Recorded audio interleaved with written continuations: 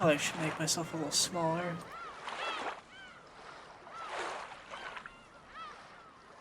Ooh.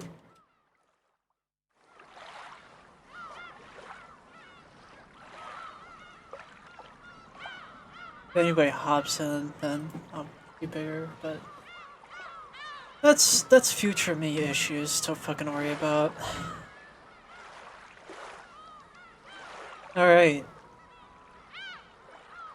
I didn't Tumblr about this. I fucking hate doing all this socials. Not that I'm the social media manager, I'm just the.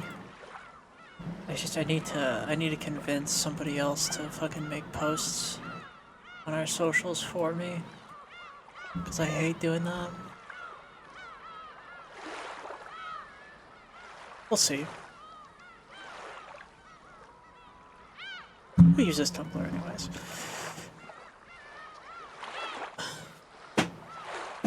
My cat's cozy on the bed. I'm cozy in my seat. Alright, let's stop listening to these fucking birds and let's fucking play Umineko no Naku Koroni. Start. Okay, okay. That's, oh god. Stop making that noise.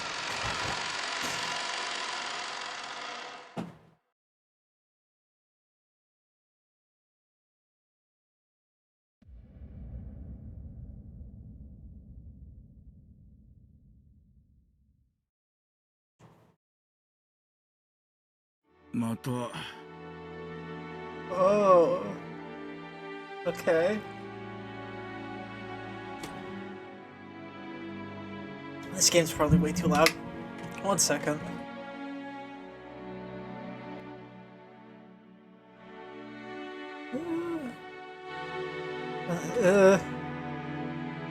I'm just gonna adjust it on your guys' end and worry about it later.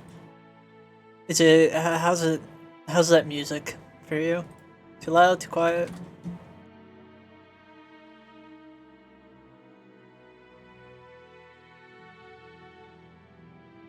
Crosses my arms and waits. Just fine, just fine? Alright, okay. Alright.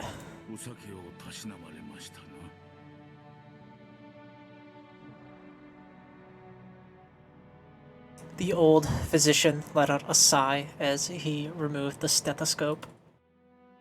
2 elderly men could be seen in the dimly lit study, which was filled with dust and a sickly, sweet stench.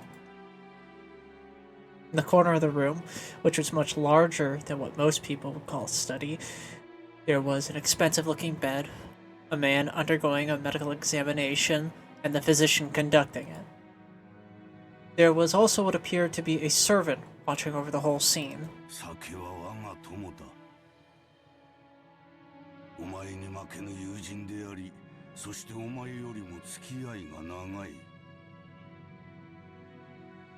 The man, who had bared his chest for the stethoscope spun, spoke unapologetically as he straightened out his clothes.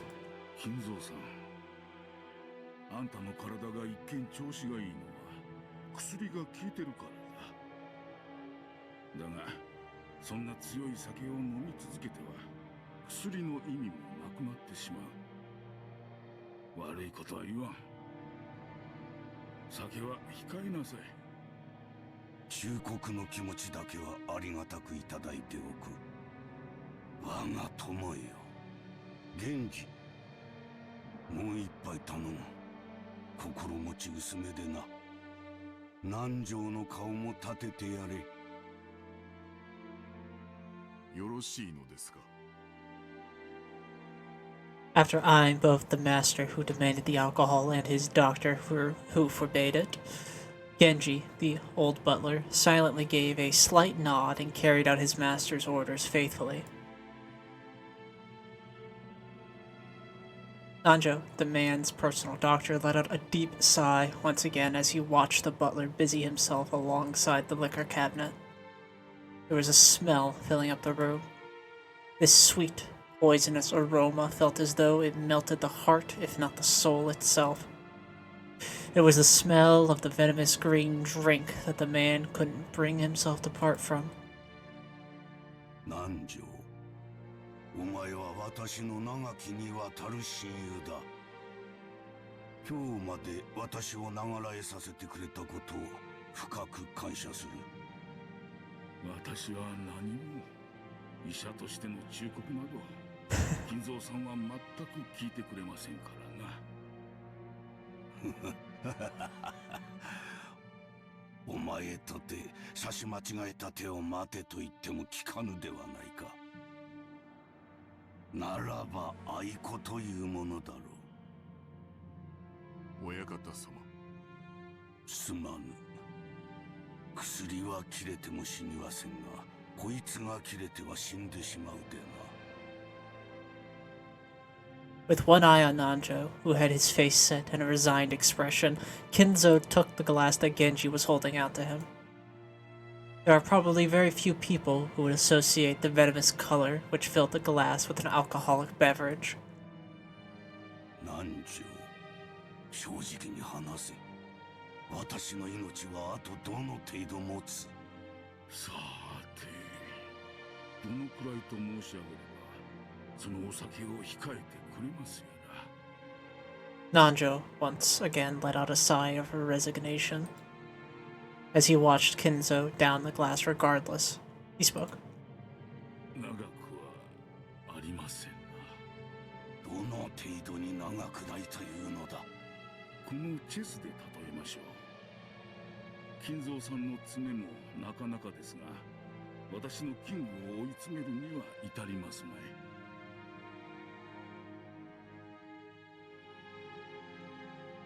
Nanjo's gaze was directed at a side table with a stately chess set placed on top of it. Judging by the positioning of the pieces, the match was well into the endgame. The black rook and bishop were cutting deep into the enemy lines. The white king had already been castled and cornered, so that even an amateur could see that the match would reach its conclusion before too long. Every time Nanjo came to give a medical examination, both of them would make a few moves. Nanjo was stating with confidence that Kinzo would most likely fall into his eternal sleep before this game would be concluded. These were less the words of a physician than they were the words of an old friend. 普通の患者になら遺言を書くよう勧める頃です。遺言とは何だ南條？私の屍をどのように食い散らかせとハゲタカどもに指南する書き置きなのか？いや、違いますぞ。遺言は意思を残すことだ。遺産分配のことだけを書くものじゃない。ほう、遺産分配以外に書くこととは何なのか？心残りややり残し、受け継いでほしいことや伝えたいこと、何でもいいんです。受け継いでほしいことや伝えたいことだと？バカバカしい。この後ろ宮金蔵、後に残したいことも伝えたいこともただの一つもないわ。裸一貫で生まれ、そして裸一貫で死ぬ。バカ息子どもに残したいものなど何一つないわ。もしも訪れる最後が今日だとしても今だとしても、私は何も恐れることなくその死の運命を受け入れようではないか。金蔵さん、全てを築き上げた富も名誉も全てだ。それらは私と共に築き上げられ、私と共に失われよう。後に残してやるものなど何もないわ。何もない。あとは野となれ山となれ。墓も棺も何も望まぬわ。それが魔女と私の契約だ。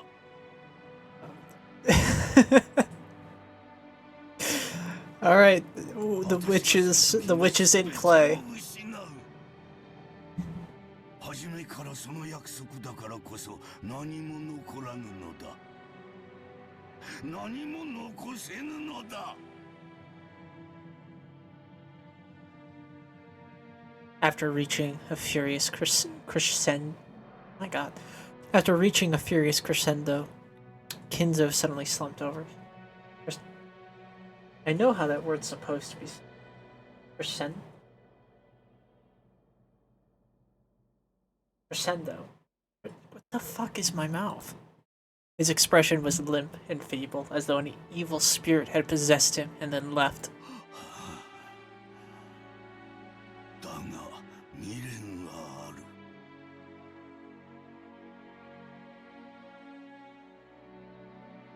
残すものは何一つないが、残したまま行けぬものが一つだけある。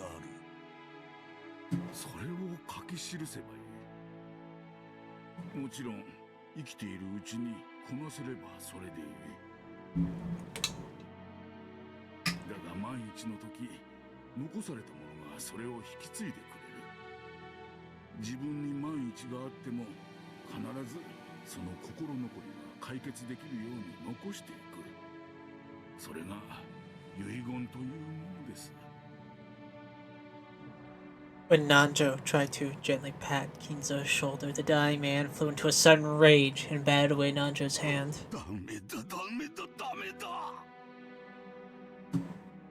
私が生きているうちでなくてはならぬ。私は死ねば魂はすぐに契約の悪魔に食らわれて消え去ってしまう。死後の世界も安らぎも私にはないのだ。だから全ては私が生きているうちでなければならぬ。だから遺言状など私には必要ない。そのようなものを書く暇があったなら私は見たい。もう一度見たい。ベアトリーチェの微笑む顔がもう一度見たい。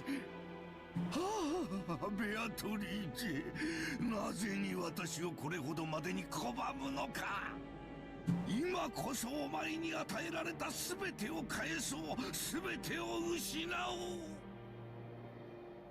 だから最後にもう一度だけお前の美少を見せてくれ。ベアトリーチェ、頼む、交渉だ。聞こえているはずだ。お前はそういう女だ。頼む、姿を見せてくれ。いるんだろう。聞こえていながら姿を消し、今もこの部屋のどこかで私を嘲笑っているのだろう。私の前にもう一度現れてくれ。そして微笑んでくれ。なじってくれてもいい。望むならお前の手で私の命を奪ってくれてもいい。このまま一人で死にたくない。お前の微笑みを再び一目見るまでは絶対に死ねないのだ。ああ、ベアトリーチェ、ベアトリーチェ、この命はくれてやる。お前にくれてやる。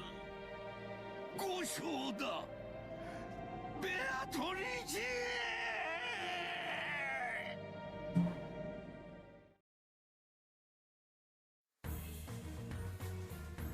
Alright.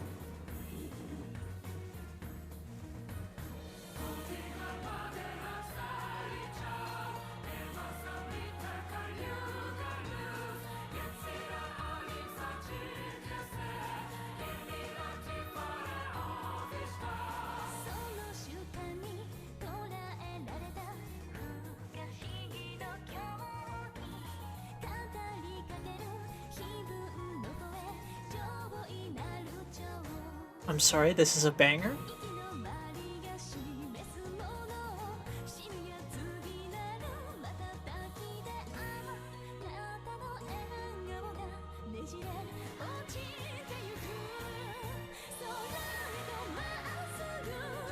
I'm sorry, this is a banger?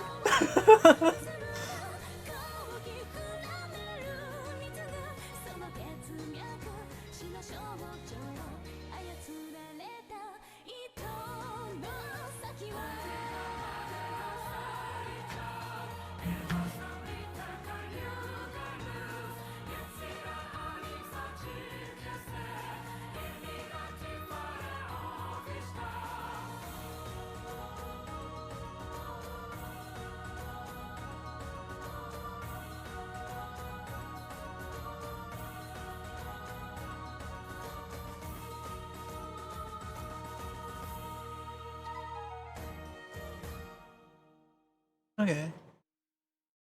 So I assume the witch in question would be Beatrice. Yeah. I guess that song could be read. You know, like it's her little fucking hype anthem. Huh. All right.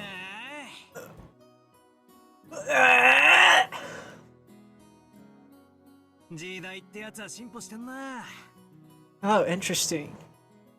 Shiramiya battler. Interesting. Curious. Curious. たったの20分でついちまったんだから驚いちまうぜ。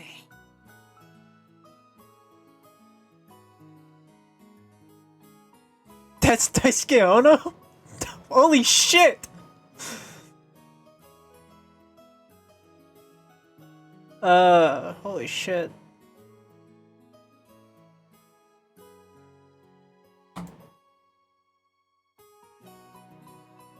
I couldn't help but scratch my head and marvel at how far things have come in recent years. We used to go by boat. Back then, we were all forced to endure nearly half a day of swaying back and forth over the sea before we reached Najima.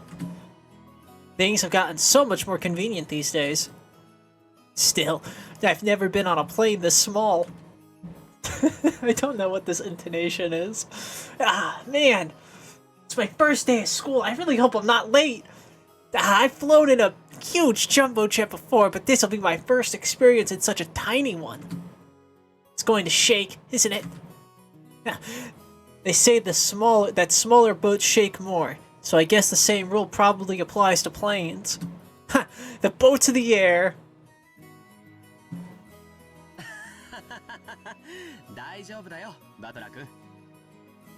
Wait, this dude's... That's not like a title? That's his name?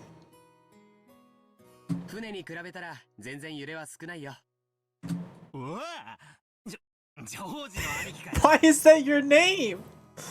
Okay, they both got the little symbol. Aniki. Are they brothers or are they bros? I assume they have to be like related, right? Are they all from like the same wealthy family? Is that the bit? 急に勘弁してくれよ。今ので寿命が3年縮んじまったぜ。 So were we saying that shit out loud, or is this dude reading our goddamn mind for fun? つうか、揺れってなんすか？別に俺は飛行機も揺れんのかな？まさか落ちたりしねえかな？なんて夢にも思っちゃいないぜ。ごめんごめん。もう小さい頃とは違うよね。あれから6年も経ってるんだし。 もうバトラ君も子供じゃないか。じゃあ、兄貴はタバコも酒も OK ってかよ。タバコは興味ねえけど、酒は飲んでみたいよな。兄貴なんか、おじさんの遺伝子あんなら相当飲めちゃいそうだけど。Okay. Okay. 僕の場合は好きで飲むというよりは仕事で飲む方が多いからね。日本のビジネスは酒抜きでは難しいよ。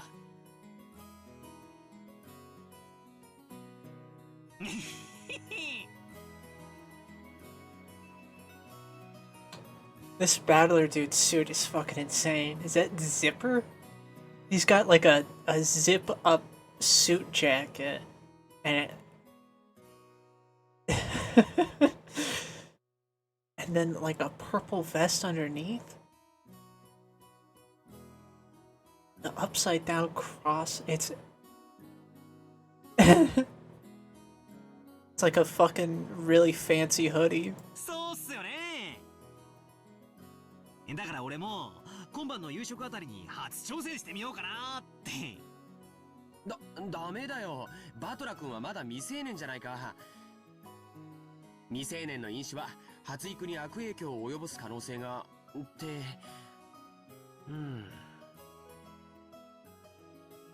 こんだけタッパがありゃ俺の発育は十分っすから。むしろちょいと身長縮めた方が服が探しやすいくらい。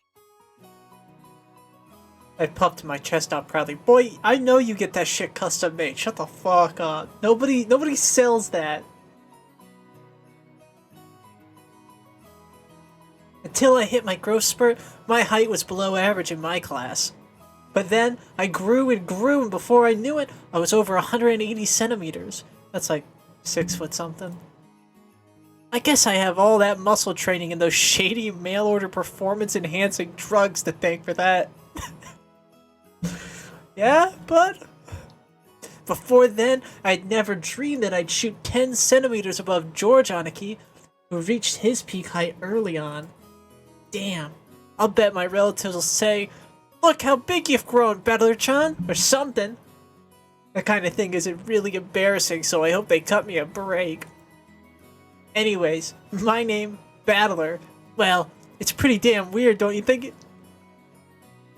Read my damn mind, man. I've gotta wonder what my parents were thinking when they gave me that name. I've never met anyone who could read it right the first time. I usually get called Sento-kun. Too bad. Swing and a miss. My name is written that. Can you read it? Alright, ooh. Feeling a bit called out. No, I'm sorry, Battler. I can't read it. The first part is my family name, Ushiramiya. That's a fairly plausible Japanese pronunciation so far. The problem is my own name is made up of the characters for fight and person, and it is pronounced Battler. Put it all together and you've got Ushiramiya Battler. Pretty crazy, right? It's crazy enough that my parents decided to call me that, but it's even more crazy that some government workers let them make it official. Both groups are at the top of my must-kill list.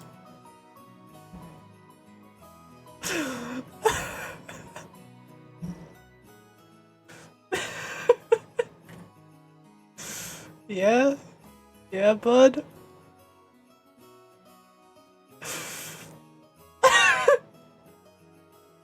Fight, man.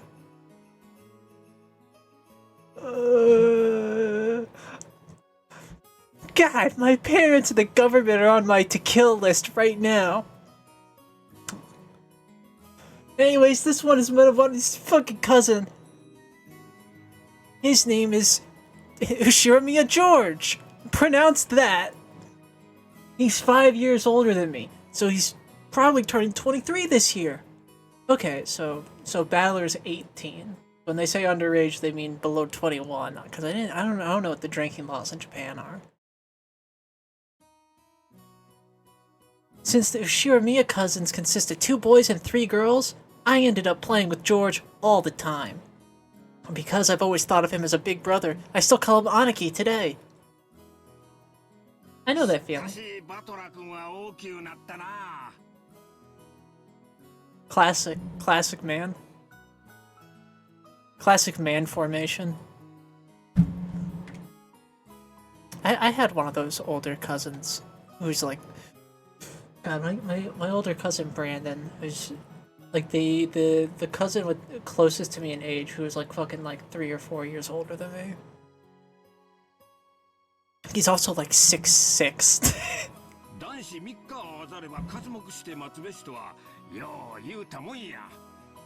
Ah, this is so embarrassing! He's pointing out my height! Hello? Tattoo, huh?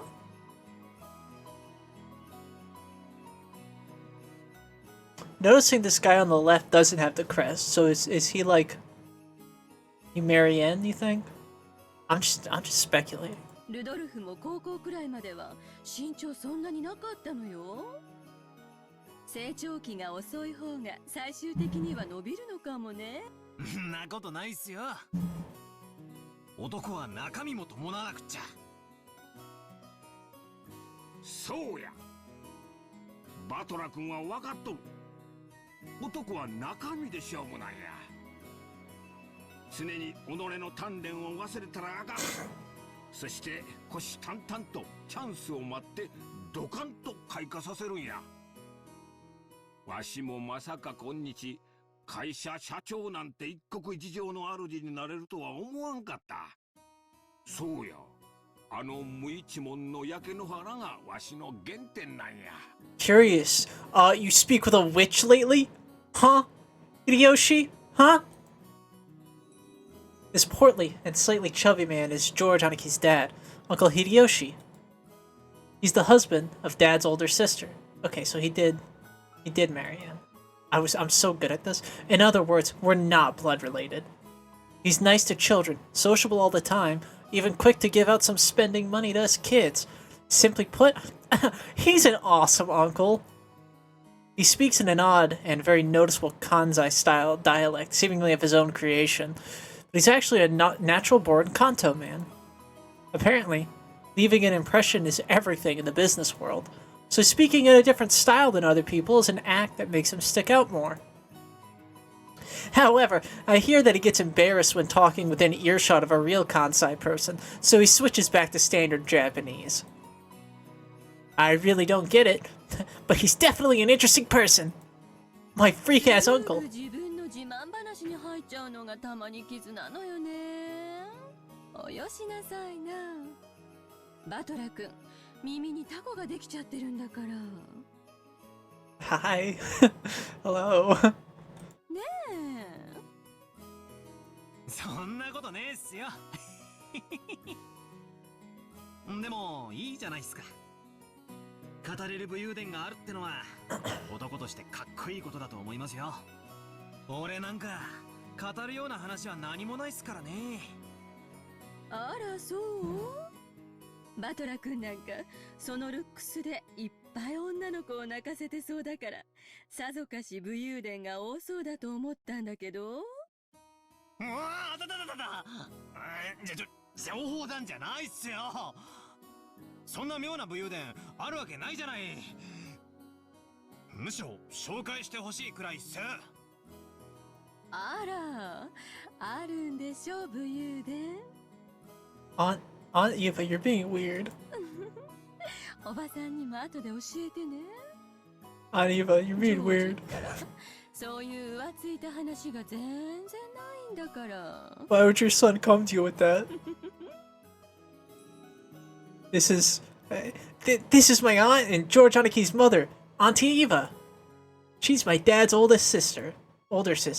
She and Uncle Hideyoshi are a pair of jokers, and they've always teased me back as far as I can remember. This sometimes made them a bit hard to get along with when I was small. That said, I'm currently in the process of discovering that they still are hard to get along with. Even so, George Anaki's family is interesting and fun, and they seem to get along just fine. Sheesh. That's pretty much the total opposite of my family. We all fucking hate each other. Hello?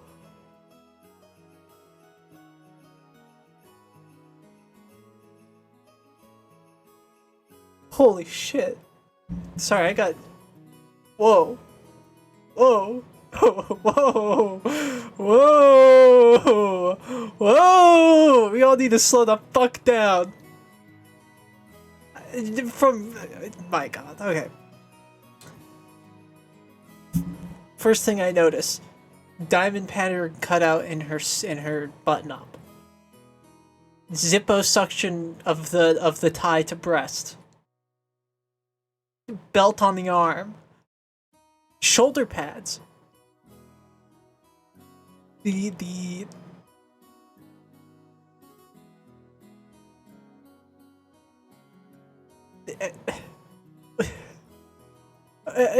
This design goes crazy, and it's not what I was expecting. This is Battler's stepmom? Holy shit.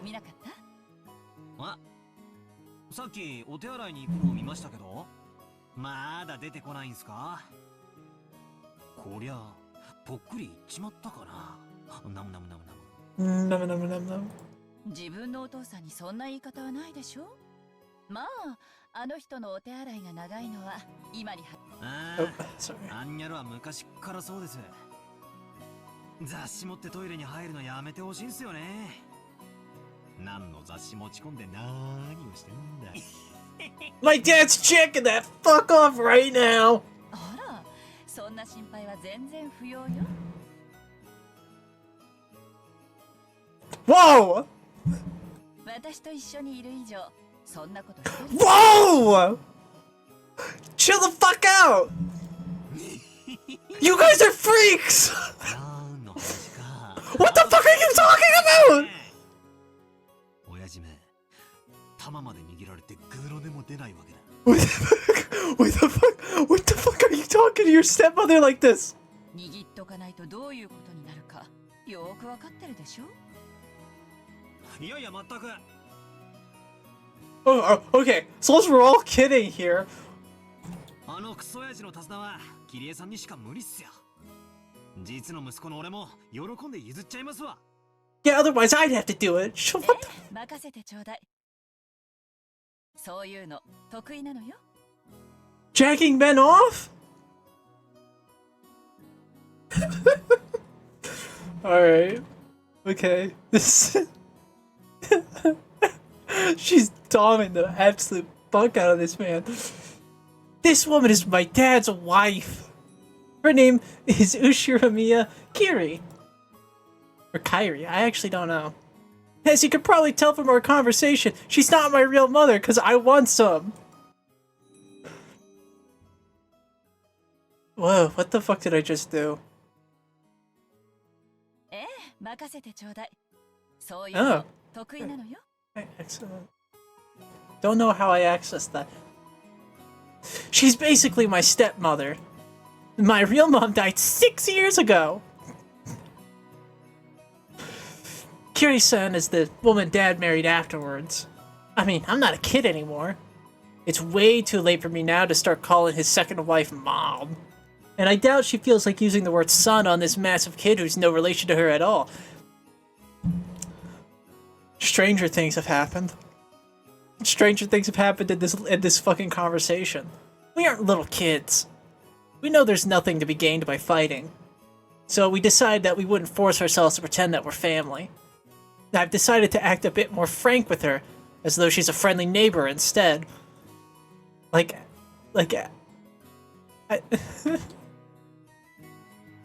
Kyrie? Okay, Kyrie. Okay.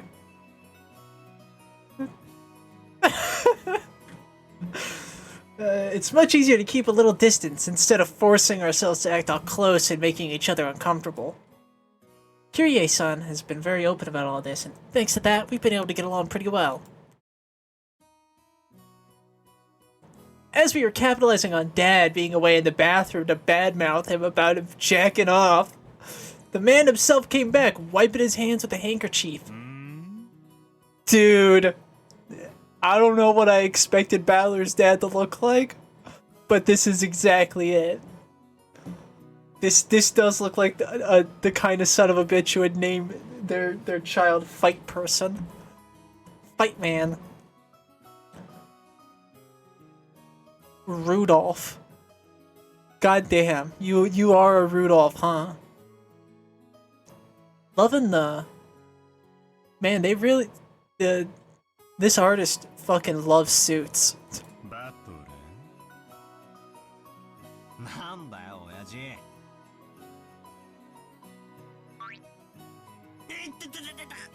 Sorry, what are you doing there, Dad?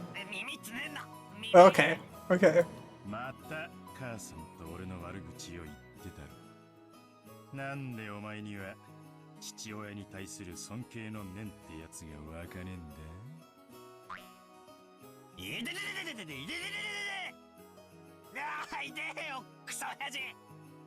俺の耳伸ばしたって空は飛べねえぞい。ほれほれ。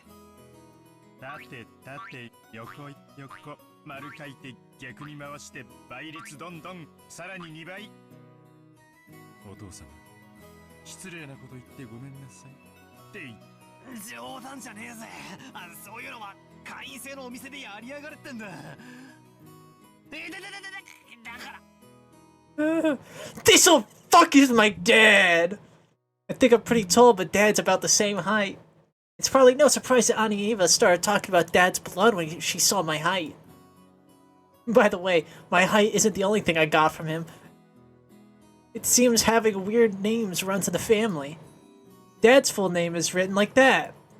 Can you read it? Not many could, I'll tell you that. That mess of characters is pronounced Rudolph. You must hate Grandfather for giving him that name. Still, there's no reason to pass that weird naming tradition on to me, you old fuck. As the old bastard twists my ear all over the place, Auntie Eva snuck up behind him and grabbed his ear. こらこらルドルフ、息子に乱暴してるんじゃないわよ。言ってよ姉貴。The scene before me was a perfect realization of the trope of the older sister who deals out punishment to her prankster younger brother despite his size. エヴァ姉さん、そのくらいにしてあげてください。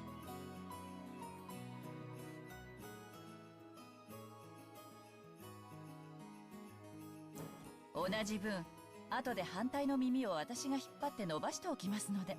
Holy shit. あら、ごめんなさいね。キリエさんの引っ張る分も残しておかなくっちゃ。Holy shit?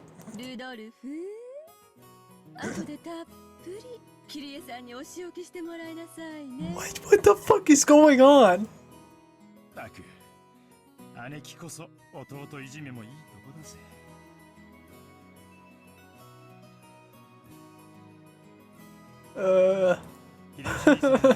こんな姉貴を拾ってくれて本当にありがとうございます。兄さんの寛大さがなかったら今でもまだ売れ残ってますよ。Jesus. 申し訳ないです。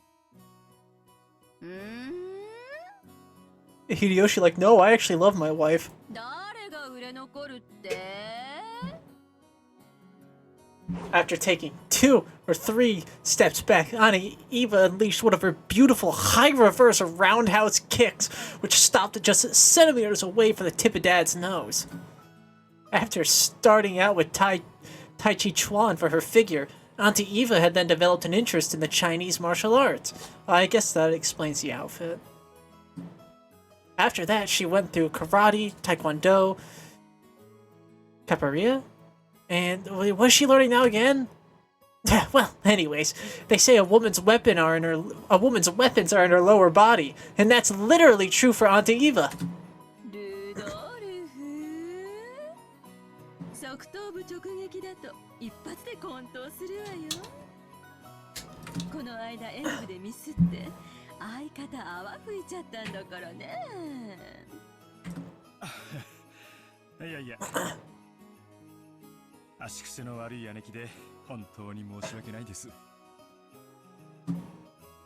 Dad, completely unfazed, shrugged and smiled ironically at Uncle Hideyoshi. わしには兄弟がおらん。だからエヴァとルドルフ君のじゃれ合いを見とると胸がポカポカしてくるんや。兄弟や家族はほんまにええもんやな。あら、ジョージ君に弟を作ってあげるという話はないんですか？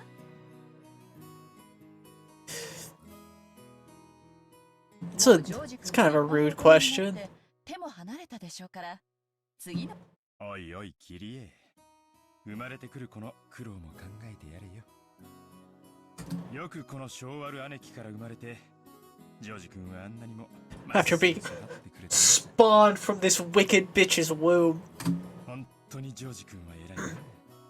うちのボンクラに今度爪の赤を分けてやってくれよ。そんなことないわよ。エヴァ姉さんの教育が間違ってなかったから、ジョージ君はあんなに素直ないい子になったんだから。ですよね、姉さん。あらあら、そんな。どうかしら。うちのジョージもまだまだ頼りなくって。そうそう。それよりお宅のエンジェちゃんはどんな具合なの？吐いちゃったって聞いたけど。そうやそうや。久しぶりに顔が見れると思って期待してたんやで。大丈夫なんか？いつも季節の変わり目に風邪をひくんです。どうも弱くって。本当は連れてきたかったんですけど、今回は私の実家に面倒見てもらっています。それが賢明よ。本家の毒気に当てない方が治りは早いもの。Toxic head house, 大 huh? 人の都合より子供の病気の方が大事よ。わしな、白風邪に大きく薬知っとんや。帰ったらすぐ送るさかい、使うてくれや。What a nice guy. 秀吉兄さん、いつもお世話になりっぱなしで。What a thoughtful, considerate guy. And once the conversation suddenly veered off in that direction, we kids didn't have any chance of butting in. For now, I'm just happy that Auntie Eva and Dad gave Dad his just desserts for tugging on my ear. まだ That 抵抗調査 stupid- 中がなくならないね。 George Aniki pointed at the counter. The pending weather clearance sign was still stuck next to the scheduled departure time for the flight we were scheduled aboard. According to Aniki, smaller planes are more subject to winds and other effects of the weather. And it's not at all uncommon for flights to be delayed because of that. Wait a sec. It isn't really gonna shake, is it? From down here on the ground, it just looks cloudy, not windy. I guess it's different up where the planes fly. ちょっと天気が怪しいものね。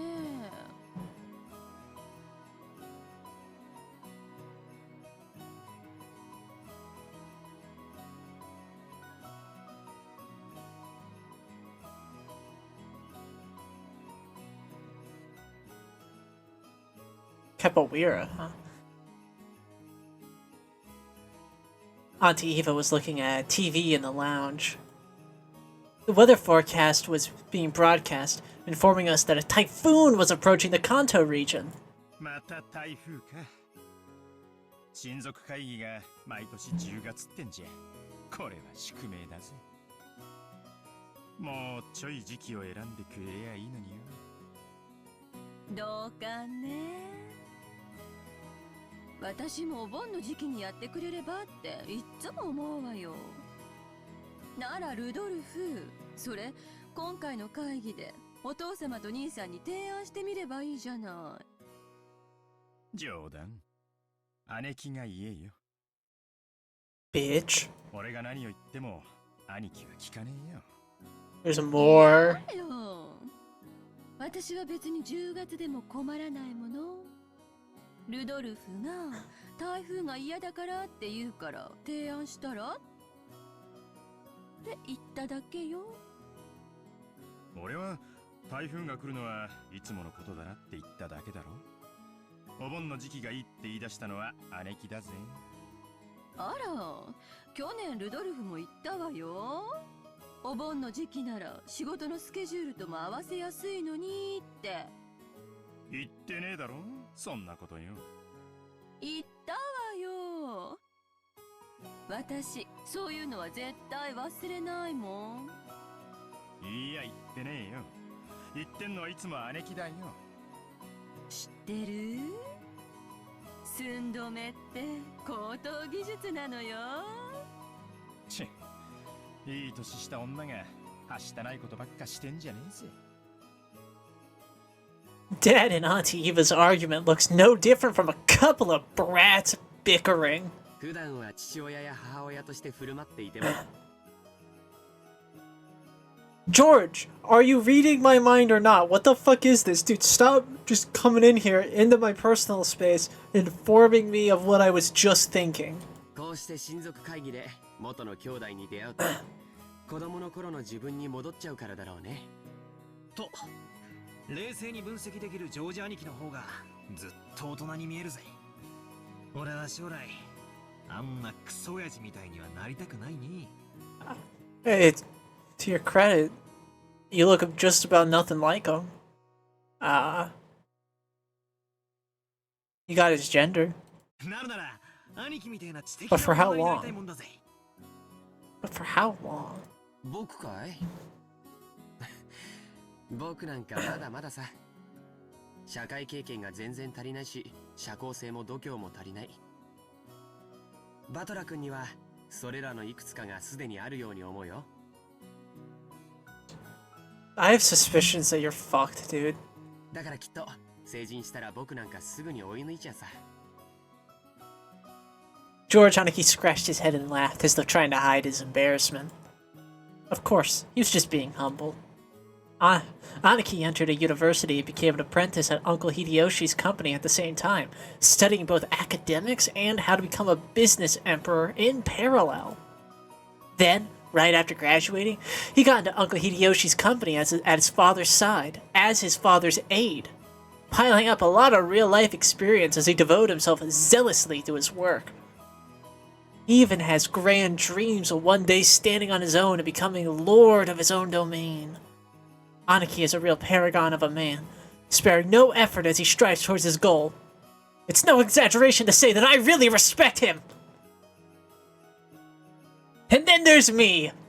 I'm nothing at all like Aniki. I'm living my happy-go-lucky, idle high school life to the max. I've got no dreams for the future. I'd like to just sit back, stay cool, and let the money flow in, but of course that could never happen. When Aniki was my age, he had already formed an impressive objective, and I had started devoting himself towards studying for that goal, so I guess I can't compare at all. My dad just says, "Sure, you could study at my company if you like cleaning toilets." How do I keep doing this? Do I hit middle mouse? Is that what I'm doing? Damn it! I'm not gonna be in the debt of that old bastard! I'll find my way myself! I guess that intensity is my one qualification towards adulthood. Should I go on one of those self-searching journeys that are all the rage these days? Well, it's not like I could mooch off my parents for that kind of money. Right then, Uncle Hideyoshi shouts out loudly. Uncle's a really nice person on the whole, but he does have a problem controlling the volume of his voice. When I looked over, I saw he was greeting Auntie Rosa, who had come late. Let's see. Everybody brace for impact. Brace for impact. Battle stations. Oh, hi. Oh, they are adorable. Alright. Ooh. This, like, suit dress? The frills, but it's... Man. Very cool. お久しぶりです。でしょ？言ってごらん。お久しぶりです。そうや。よく言えたな。ご褒美に飴玉あげような。おっと、どこにしまったんや。ローザさん、お久しぶりです。マリアちゃんもお久しぶり。ご無沙汰してます、キリエ姉さん、秀吉兄さん。あら、バトラ君？大きくなったわね。いやHey, this is exactly what I didn't want to happen! 今日は会うたびに言われてて恥ずかしいっすよ。おう、ローザ。遅かったな。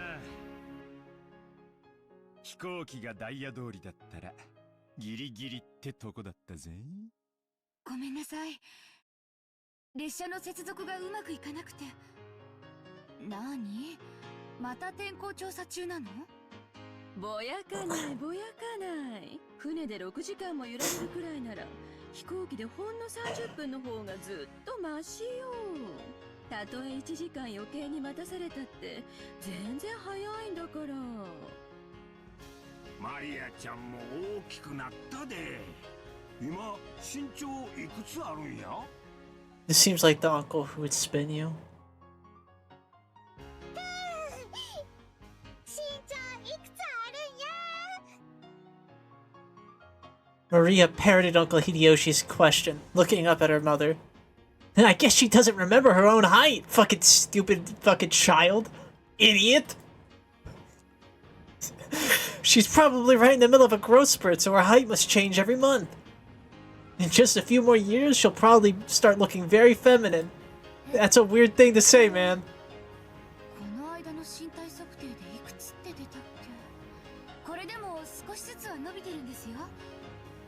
ねえ。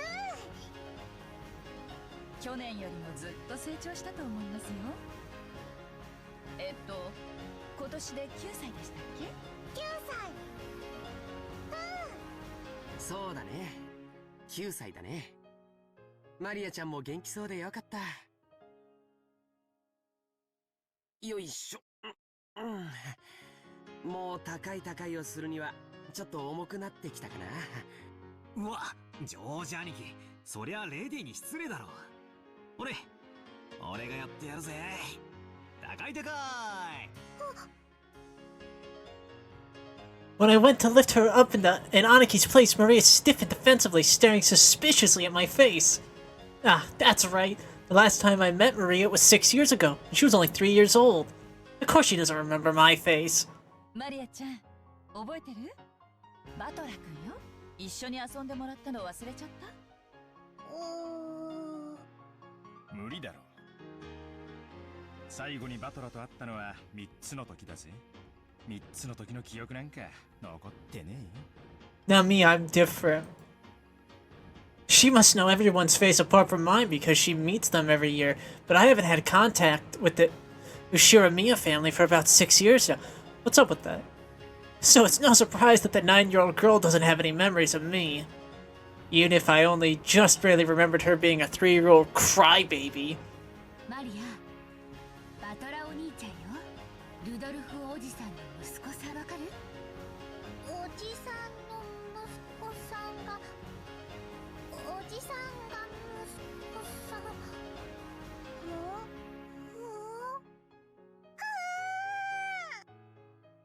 That was probably the sound of a brain break and unable to understand the complicated explanation. I guess it was a bit too confusing for her. Stupid fucking child. I'm a big boy, I'm 18, I'm cool as shit. 彼はバトラ君。僕と同じいとこだよ。庄司お兄ちゃんとバトラいとこ。そう。よくできたね。This part of Aniki is what makes me really look up to him. For someone who isn't married, he's just great at dealing with kids. Unlike me, I fucking hate him. I'm sure that he'll be an indulgent father in the future.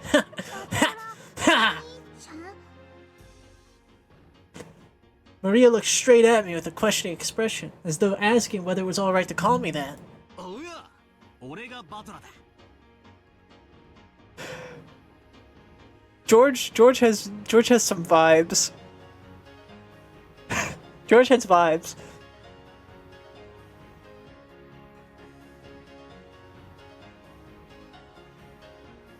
Translation notes. Oh. Oh shit! Oh shit! This is very useful.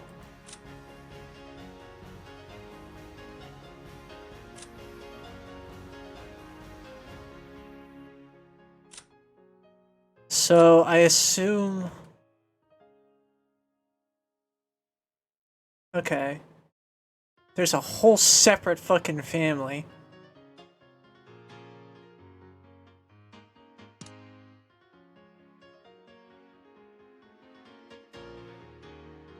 Bounce.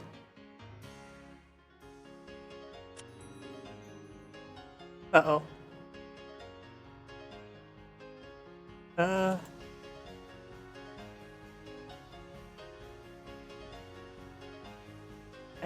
I need this to go down just a little. Let me know if it's too quiet for you. What is with all these faces? Oh, you can turn the voice actors on and off? What the fuck? That's crazy.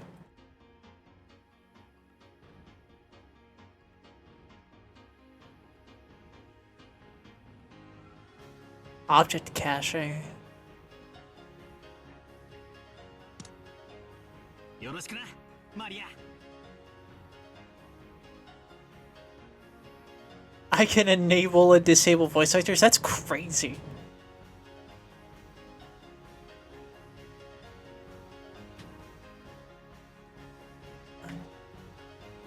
Tips is the translation, that's okay.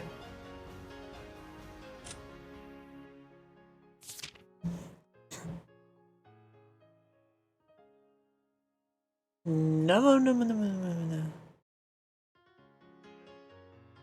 Oh, okay. He's being a little dick. I mean, we already knew that. My awesome translator's notes.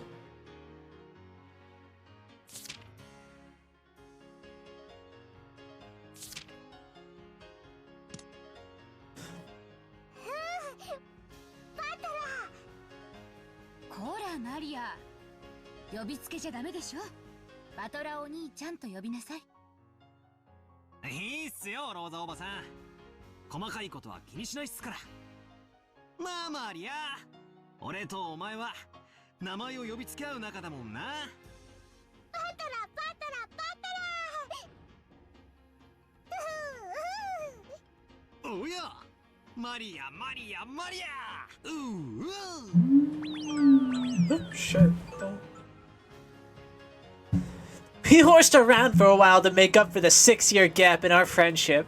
She probably still thinks of me as nothing more than a big new friend, but things will probably work out as we get to know each other again. But I'm surprised. She's just the way I remembered her being 6 years ago. Seems that people don't change that much after all. I'm a bit happy that she's still the pure innocent girl I remembered. Her name is written like that. That one's not so difficult to read. Of course, it says Maria. The third character looks like a cross, which is pretty cool. Her feelings don't usually show up on her face, so it can be difficult to know just what she's thinking. But that's just how she looks on the outside. On the inside, she's just a sweet, normal girl. Then there's Maria's mother, Auntie Rosa. She's my dad's younger sister. Rosa is written like that. Here's a name that's totally not Japanese. Sorry to say it, but her name is almost as ridiculous as Dad's. I've got to respect her for not ending up as screwed up as he is. When I think about it, all the names in my family sound foreign. Just why is grandfather so obsessed with this? Because of him, even us grandchildren have to put up with this weird naming sense. It's even more annoying since grandfather's own name is perfectly normal. Anyway, there's one thing about Auntie Rosa that's a relief compared to the other family members. The old bastard and Auntie Eva have this annoying urge to tease and mock people all the time. But even though she shares their blood, Auntie Rosa isn't like that at all. She has the most common sense among all the siblings. Like Uncle Hideyoshi, she's a kind aunt who'll always be on her kid's side. However, possibly because she's more strict as a parent, she's not liberal with handing out spending money like Uncle Hideyoshi is. Alright. Now we have the entire group of family members who are going to board the plane. As though it had waited for us all to gather, an announcement rang out through the lobby. 新島行き201便の搭乗をこれより開始いたします。ご搭乗のお客様はカウンター前の白線前に2列でお並びください。ロザ、搭乗手続きまだだろ。急げ急げ。いけない。マリア、いらっしゃい。We had to go through a metal detector before going out on the runway. Our small plane wasn't as massive as an international flight, but it was still a plane. A staff member holding a metal detector checked us all. After Japanese 9/11, it really got strict. Once all of us cleared the check, we followed the staff member out onto the runway. Come to think of it, everyone here is in the Ishiramiya family. It's like this is a reserved charter flight or something. I don't know, dude. You're fucking rich. I don't know, man. Maybe that is what this is, huh? Punk? Punk-ass battler? Weird-ass name? Our group stopped in front of the entrance to the airplane. Then our guide turned around and spoke, looking down at the passenger list as she did. それではこれよりご搭乗となります。名簿を読み上げいたしますので、前方の座席、右側から順に右、左。Alright. 列の右、左と詰めてお座りになってください。 Roll call. Roll call. お読み上げいたします。後宮秀吉様。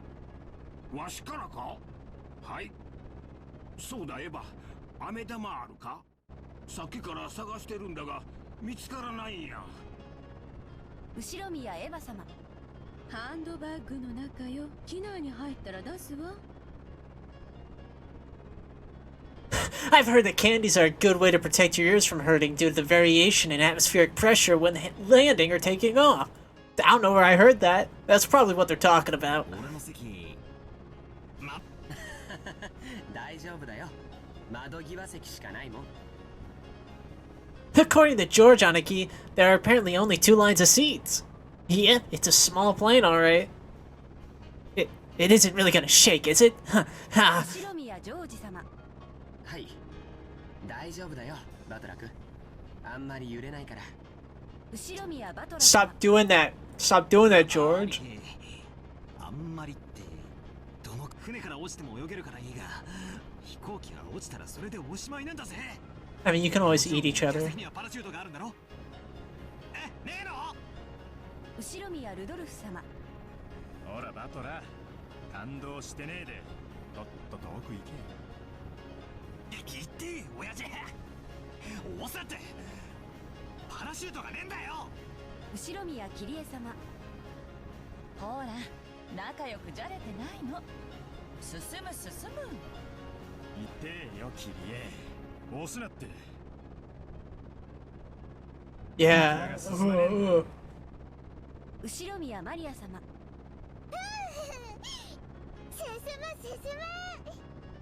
後宮ローザ様。こらマリア、静かにしなさい。こちらは機長の川本です。本日は新東京航空201便をご利用いただき誠にありがとうございます。 Wait, 9/11 hasn't happened yet? They don't even know 9/11's gonna happen. This is why Battler's the dumbest character in all of visual novel history. Doesn't even know 9/11's coming. 上空の気流が乱れているとの報告が入っています。多少の揺れがあるかもしれませんので、離陸後もシートベルトは外さないようにお願いいたします。兄貴、シートベルト外しちゃいけない揺れってなんだよ。ジャンボ機なら離陸後はシートベルト外せるぜ。それが外しちゃいけないってどんな揺れだよ。くそー、騙された。何が揺れないだ。パラシュートはどこだよ。やっぱり俺は船が良かった。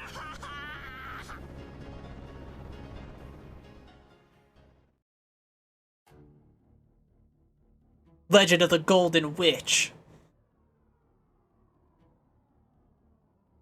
So that's, yeah, hell yeah. Hell yeah. Hell yeah. Roll call part 2. Hell yeah. Hell yeah. Hell yeah. Hell yeah. Jessica. We didn't meet a Jessica.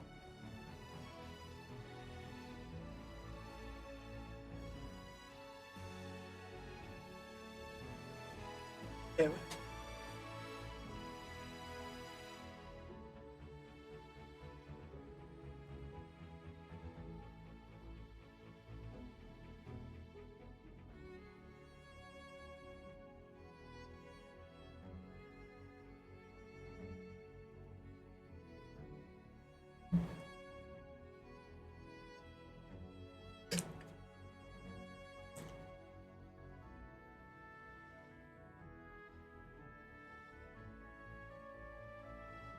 Oh shit! It's the island from the opening! Oh, this all makes so much sense now! And then the witches attacked.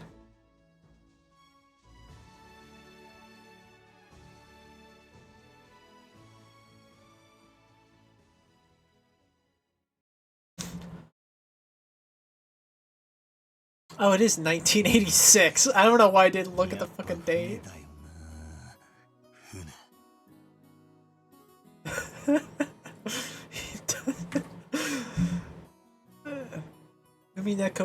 Umineko 2. Stopping 9/11. Why didn't the Joestars stop 9/11? What, are they stupid?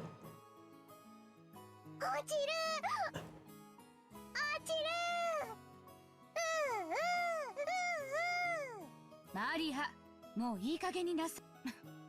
でも意外ね。バトラ君、てっきり怖いものなしだと思ってたから。Little does Auntie Rosa know I'm actually a huge fucking pussy.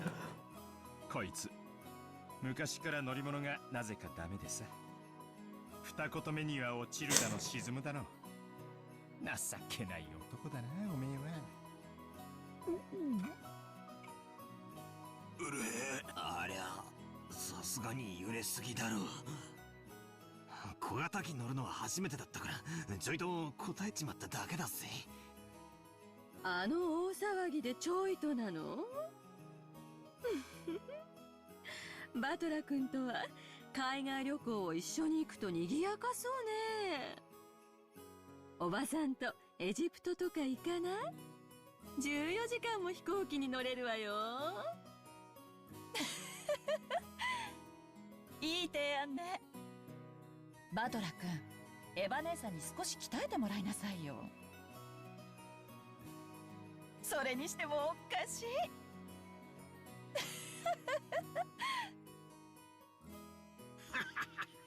こらこら、人間誰しも得て増えてはあるもんや。Man, my misery is a spectacle for my family to mock. I'm gonna kill all of them. そない笑うたら悪いで。Except for you, Hideyoshi. Never mind. Fuck you, Hideyoshi. 父さんも笑うのは悪いよ。ほら、マリアちゃんももう笑っちゃダメ。もう笑っちゃダメ？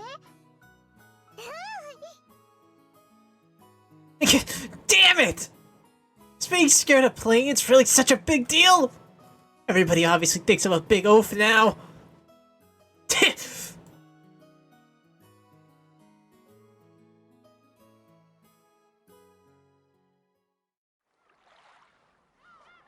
In the uncut version of Umineko no Nakakoro ni Rondo of the Witch and Reasoning, there is a 4-hour scene of the entire plane ride. And it's just it's most of the chapters actually just reading through him having a panic attack. We split up and took separate taxis from the airport to the harbor. From there on, we would be taking a boat to the island. The islands are right next to each other, so it's not that far. It'd be a leisurely 30 minutes by boat. As we arrived at the pier where the boats were anchored, we saw a silhouette waving its hand. More! There's Jessica! Yeah, this is... honestly, not crazy about this outfit. I kind of get what it's going for, though. It's like a...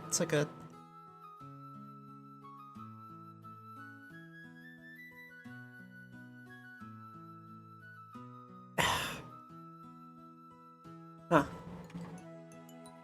Yeah, you know, I was expecting more from Jessica.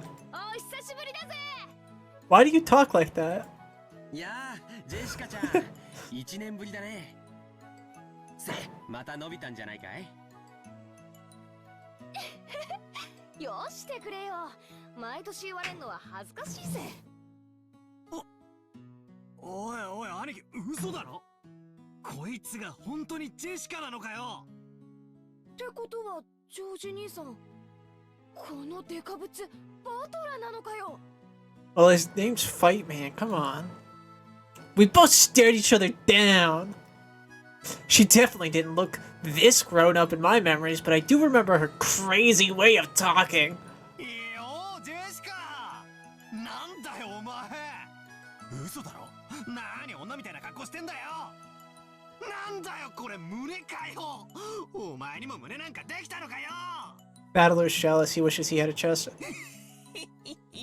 What the fuck are you talking about?ふざけやがれ！私は花も恥じらう18だぜ。髪だって伸びりゃ出るとこだって出るぜ。てめえに揉ませる胸なんざあるもんかい。バトラこそなんだよ。バカみてえに図体だけでかくなりやがって。知った腕力ついたのか？ざけんじゃねえ。あれからどれだけ鍛錬積んだか思い知らせてやんぜ。うぜえぜ。返り討ちだ。This headstrong girl's name is Ushiramiya Jessica. She was born under the same unlucky star as me, sharing the same kind of weird name. You see, Jessica is pronounced Jessica. She's Tad's older brother's daughter. That older brother happens to be the eldest son of the Uchiha family, so I guess that also technically makes Jessica a direct heir to the Uchiha family. Since Jessica and I are the same age, and had that type of boy-girl rivalry between us, we've always been used to fighting and joking around together whenever the relatives gathered. Jessica grew more quickly, so she always had me beat in terms of size and physical strength. So when we scuffled as a contest of strength like this, it usually went Jessica's way. So even though I clearly understand that I'm bigger now, I still feel like I can't win against Jessica with my own strength. Nya, nya, nya, nya. なんだよ、何マジになってんだよ。 I'm gonna fucking kill you, Jessica. おいおいおい、ジェシカ、お前貧弱になっただろうるせえぜ。こちとら女やってんだ。いつまでも腕力で男に勝てるわけねえだろ。まあ、そりゃそうだよな。 I don't know, your Auntie Rosa exists. 俺が腕につけた分の肉をお前は胸につけたんだもんな。俺の腕とお前の胸ならちょうどいい力比べになりそうじゃねえのか。だからお前に揉ませる胸はねえ。それよりお前こそどうなんだよ。身長以外にも他のところちゃんと大人になったのか。 バカやめろ。いやん、この野郎お嫁に行けなくなる。変なとこ触んないで。人様が聞いて誤解すること言うんじゃねえ。 What's wrong with them?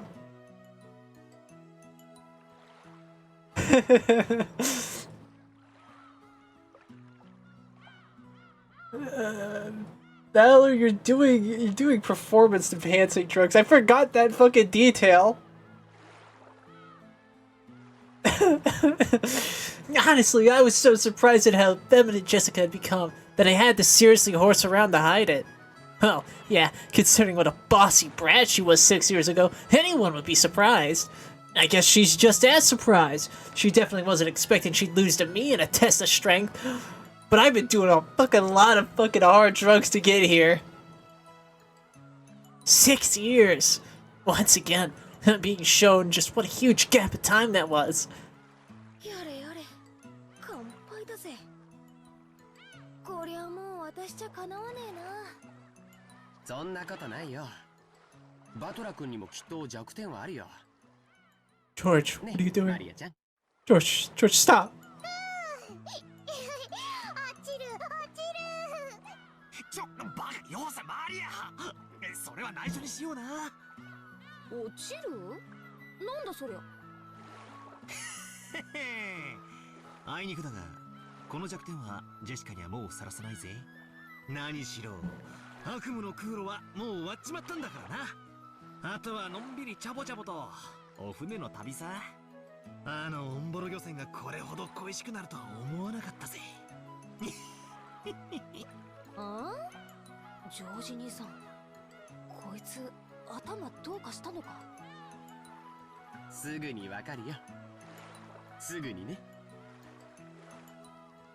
At the time, I didn't understand what Aniki meant by that big smile. これはこれは。はあ。バトラさんも大きくなりまして。 Who is it this time? It's an old lady with an apron. Oh yeah, that takes me back. I remember now. バトラ君、覚えてるかい？ほら、お手伝いの熊沢さんだよ。熊沢のばあちゃんは忘れねえぜ。何しろこの6年ちっとも老けちゃいねえぜ。むしろ若返ったんじゃねえの？最近はお肌がピチピチしてきちゃって。ほら、胸もますますに大きくなっちゃいましたんですよ。Whoa. Miss Kumasawa. Hey. 飲んでみます？ Whoa. ご冗談。 Hey, what? Yo. Yo.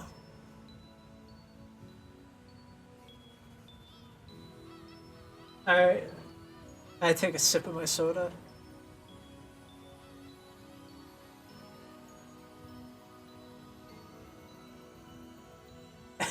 I love that Battler keeps coping by saying shit like, man, what a freak name, like Rudolph, Jessica, and and George. All these freak fucking names. Yeah, just about as freaky as mine. Oh, what's your name? Battler. Means fight man. Yeah, I know what it means. Battler. That's a title. That's not a name. Maybe in 100 years, Battler will be a normal name because it'll just mean fight man, and that'll be like the etymology of it. Maybe the near future of a space station. What 2156 or whatever. See, now I just need to have a character named Battler, and it's as normal as like being named Eric.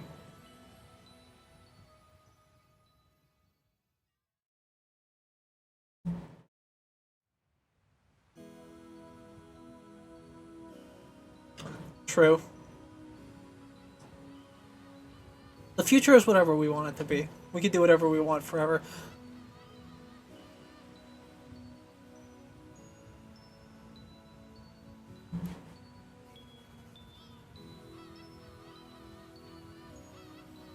You think I won't? You think I won't get this far?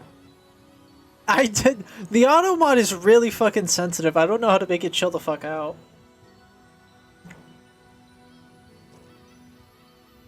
The auto mod's fucking crazy with it. Also, L for Battler for not rubbing this old woman's tits. Frankly, crossing my arms. L. Man, kill yourself. 私とて若い日にはそれはピチピチしておりましたよ。ほらほら、ぜひどうぞおもみくださいませ。勘弁してくれよ。Lame. 若い姉ちゃんだ、若い姉ちゃん。熊沢のばあちゃんじゃねえよ。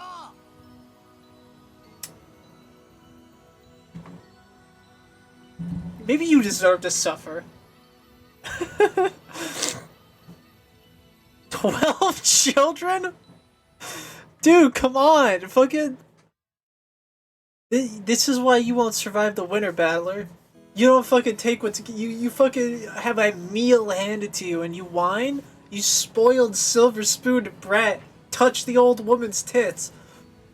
The jokes I cracked about Jessica were being used against me! Come to think of it, she was always the type to tease people. She's on my kill list!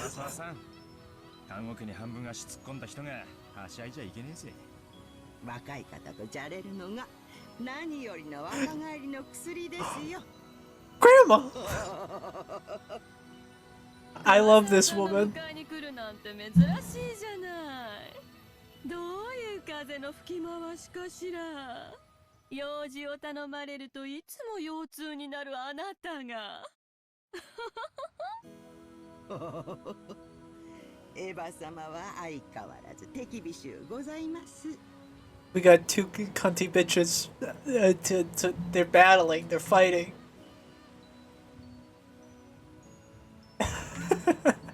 急なお買い物がありましたもので、そのついでに皆様のお迎えをしようと思いまして。もっとも、お迎え待ちの老いぼれのお迎えでは景気も悪いでしょうが。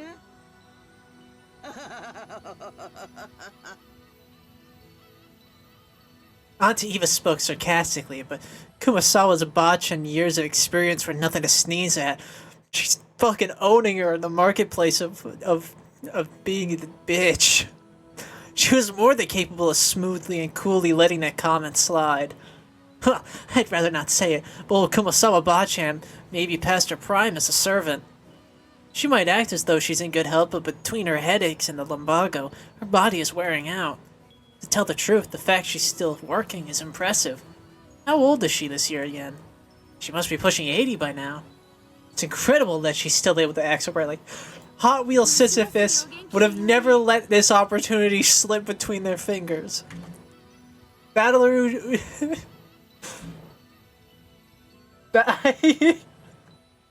I was also thinking Battler Kelly, but I didn't want to say it out loud.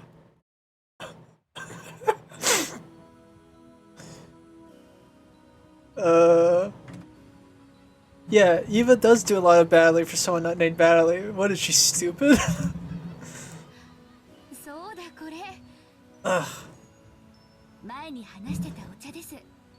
ほら、買ってきました。後で飲んでみてください。 Auntie Rosa showed her the souvenir bag she'd taken out of her suitcase.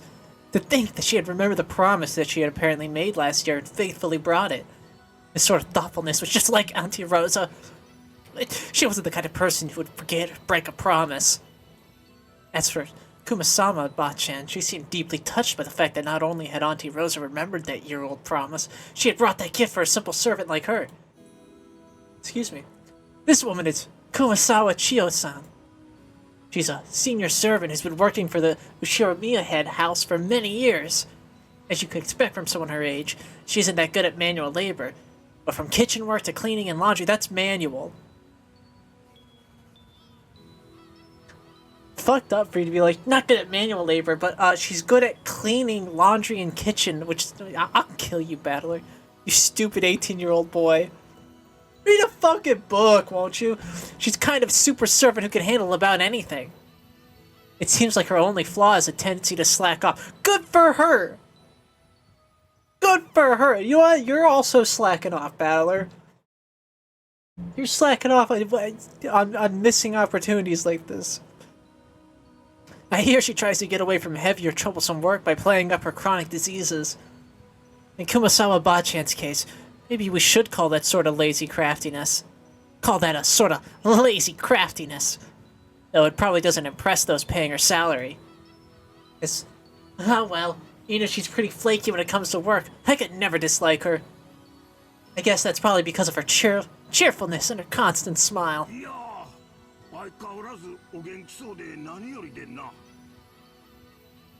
Battler's a normal name in space. If you don't do it, Stony, I will. If I don't see Battler Kelly within a week, I'll do it, I swear to fucking God. 薬を飲んでもちっとも良くなりませんで。こればかりはお医者様ではどうにもなりません。不治の病っちゅうもんですわ。I love her laugh. Her laugh is so good.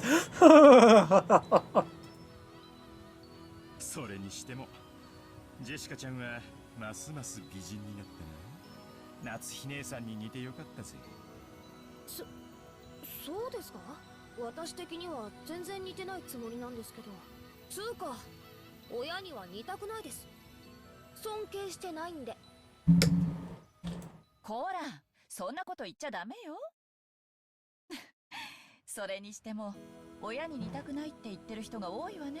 Yeah, you're all freaks. Though I would like to be more like Battler's dad in like, of respect. それ俺バカ言え。お前こそ俺に似るんじゃねえ。お前の鼻が似ててムカつくんだよ。What the fuck are you talking about, dude? I'm looking at your noses right now. You do look nothing fucking alike. Thank you. Never mind. Kirie's not on my side. おいおい、そりゃねえだろ。俺のどこが親父に似てるってんだ？傲慢で偉そうなところとかそっくりよ。あんたと兄さんは特にお父様の血が強いわね。ねえローザ？ええ、まったく。クラウス兄さんもルドルフ兄さんも信じられないくらいお父様にそっくり。おいおい参ったな。なんで俺だけ女どもに集中放火なんだ？秀吉兄さん、助けてくださいよ。Everybody fucking kill him. いやいや、ルドルフ君はいっつも女性にモテてるな。羨ましいで。Kind of owned. Kind of owned. 相変わらずモテモテでお羨ましいことです。Rudolph just became a socialist project because he's been publicly owned in this conversation. それでは皆様、お船の方へお乗りくださいませ。さあさあ、マリアさん、一緒にお船に乗りましょうね。一緒にお船に乗る。うん。みんなも一緒に乗る。うん。おや、もう今度は怖くないぜ。波で揺れるのは慣れてるしな。オンボロ漁船の場合、揺れて怖いってよりエンジンがぶっ壊れて漂流するんじゃねえかって方が怖いぜ。そうだ、バトラ君、言うのを忘れてた。ジョージ。あの漁船はだいぶ老朽化してたんで、数年前に引退したんだよ。今は他の船が島まで運んでくれるんだ。ああ、そっか。バトラは新しい船が快適だぜ。すっげえ速いんだ。何しろとんでもないスピードが出るんだからさ。George, George, you betrayer, you fucking Judas. さらに短縮されたわけか。そりゃ素晴らしい。何しろ飛行機よりマシとはいえ、沈没の危険にさらされる時間が少しでも短くなるってんだから、こりゃ極めて素晴らしいぜ。バトラはまた落ちる。そりゃ飛行機の時だけさ。もう大丈夫だぜ。何しろ船長自慢の改造高速艇らしいぜ。だいぶいじってるらしく、プロペラは高性能のが4機もついてて、最高速度は40ノットを超えるとかなんとか自慢してたな。いつも自慢されるんで覚えちまったぜ。僕も毎年聞かされるんで覚えちゃったよ。船長は昔外国の漁船と速度比べをして負けて以来、スピード改造に取りつかれちゃったんだってさ。その時の相手は漁船なのに30ノット以上も出せたんだってね。その雪辱の念が結実して、スカッと爽快な超高速改造艇の誕生となったわけさ。バトラもきっと気に入るぜ。Super high-speed modded boat. I first thought that this would be much better than some beat-up boat that might sink at any time, but for some reason, I'm getting this feeling of foreboding. No, it's fine. It's all okay. Ah! おいバトラー、島までは泳いで行った方がいいんじゃねえか。バトラ君、 God, this is making me sick. ダメだよ。落ちちゃうから。落ちる。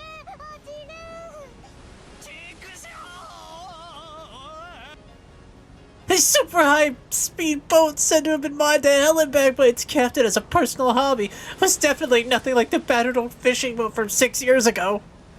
I gotta read this faster.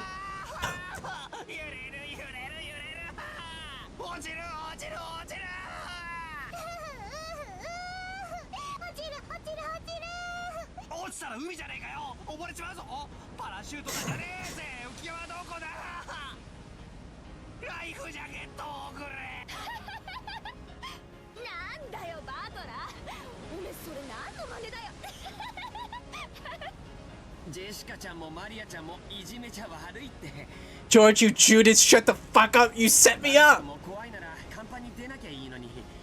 船内ならもう少し怖くないと思うけどな。そいつはサンキューだぜ兄貴。海難事故の犠牲者はいつも船内なんだ。生存者を抱いて事故時は甲板なんだぜ。だから俺はここにいる。でも揺れる。落ちる。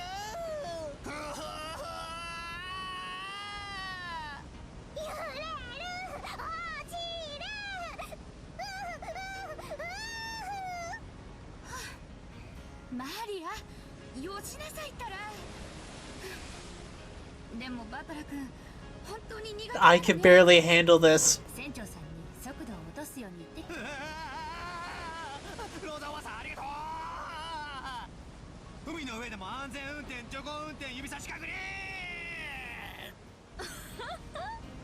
ダメよローザ。青年には試練も必要なんだから。ねえバトラ君、これくらいへっちゃらで克服できちゃうわよね。じゃないとおばさんとエジプトに行けないわよ。今おばさんの意地悪。ダメ落ちる。ライフジャケットパラシュート。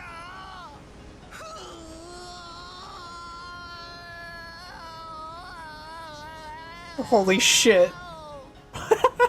That was a prolonged one. 繰り返して考えるんだ。敵の狙いは何だ。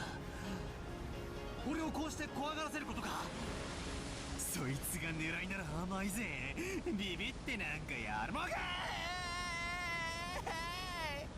でもダメ。落ちる。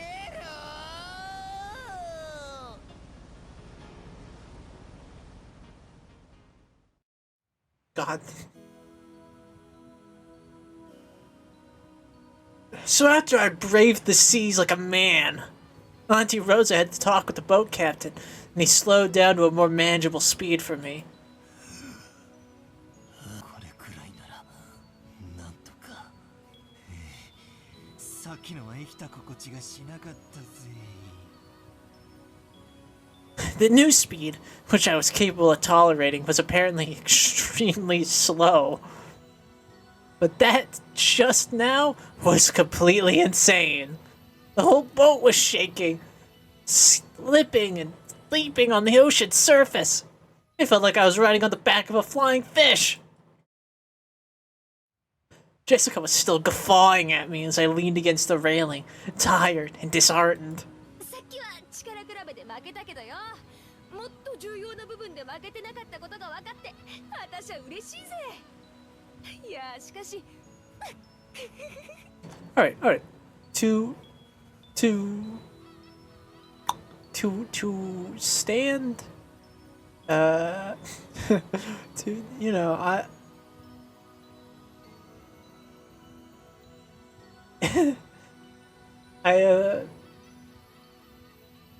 I'll be real. I have experienced being on a fast boat before. It's not pleasant. I'm not here to defend Battler. Battler's a problematic character, obviously. I wouldn't want to defend Battler, but I just want to say I get it. Just want to say I get it. くっそー。好きなだけ笑えよ。いつか弱点を見つけ返しててめえの胸揉みつぶしてやるぜ。You are really stuck on this, dude. 見つけられたら考えてやるぜ。That's why I can't put my neck out for you, man. バ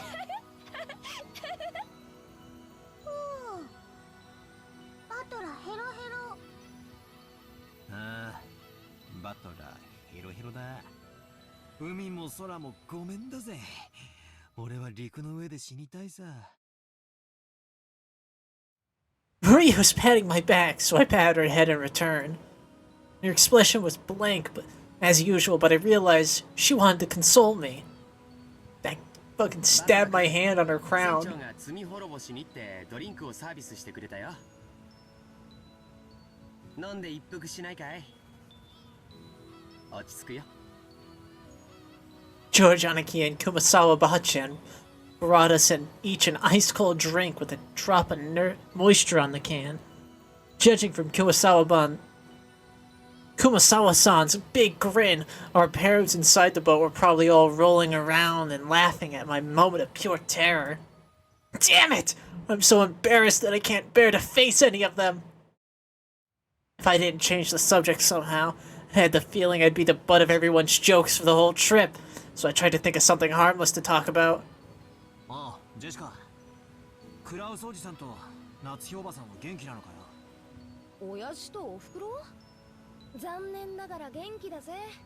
二言目には勉強しろってうるせえけどよ。秀吉おじさんとかルドルフおじさんとかそういうこと言わなそうだから羨ましいぜ。とんでもない。僕も受験を控えてた頃はいっつも受験って言われてたよ。うるさくも思ったけど今は感謝してるよ。はあ、やっぱりジョージ兄貴は人間ができてるな。I'm kind of obsessed with George's character design, I'm gonna be honest with you. there's a lot going on here that's kind of like peak. ちなみにうちは絶賛放任中だからな。 But also he banana. なんにも言われないぜ。まあ言われたって聞かねえけどな。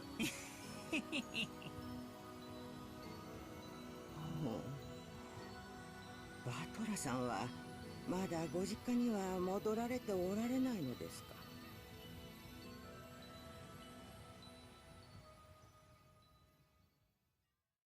Yeah, until he says something fucked up again. うん。まあちょくちょく戻るようには。 Battler has the shonen anime protagonist problem where he's like a really cool and kind of like charming guy, and then he has like a scene with a woman. まだ服とかだいぶ前の家に残してるんで。おお、バトラ、お家が2つある？まあな。どうしてお家が2つ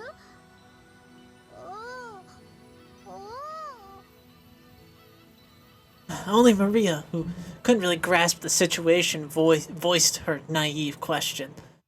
However, the others just shot nervous glances at me, choosing not to respond even though they knew the answer. マヤ、ほら、船着き場が見えてきたぜ。ほら、あれ、見えるか？船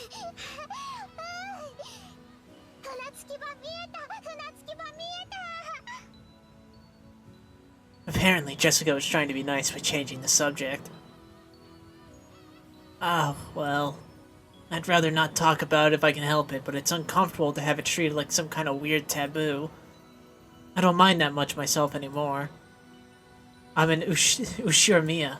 But the truth is, for the past 6 years I've been living with my grandparents on my late mother's side, and I've been using her family name. When those grandparents passed away, one after the other, I basically had no choice except to go back and live with that old bastard. Don't get me wrong, I didn't just run away from home or anything like that. The only one at fault here is my dad. I don't really blame Kiri-san. Being able to hold that old bastard's reins and ride him out is no mean feat. Curious.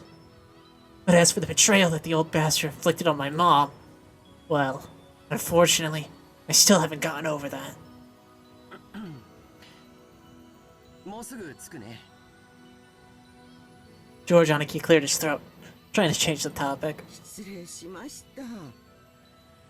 年寄りが余計なことを言ってしまったようで、お気に障りましたら。気にもしてないし、触ってもないぜ。気にすんなよ、熊沢のばあちゃん。 Kusawa-san seemed to regret speaking out of turn, but I was more concerned about being worried over something like that, so I stood up and passed it off lightly. After that, I had a sip of my drink and headed over to Maria and Jessica, who were gazing at the silhouette of the island. 島が見えた、島が見えた。あ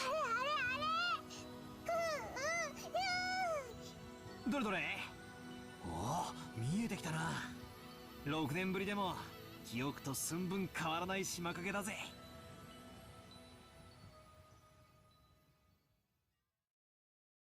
A small island silhouette in front of us had gotten pretty close. The island's name is Rokanjima.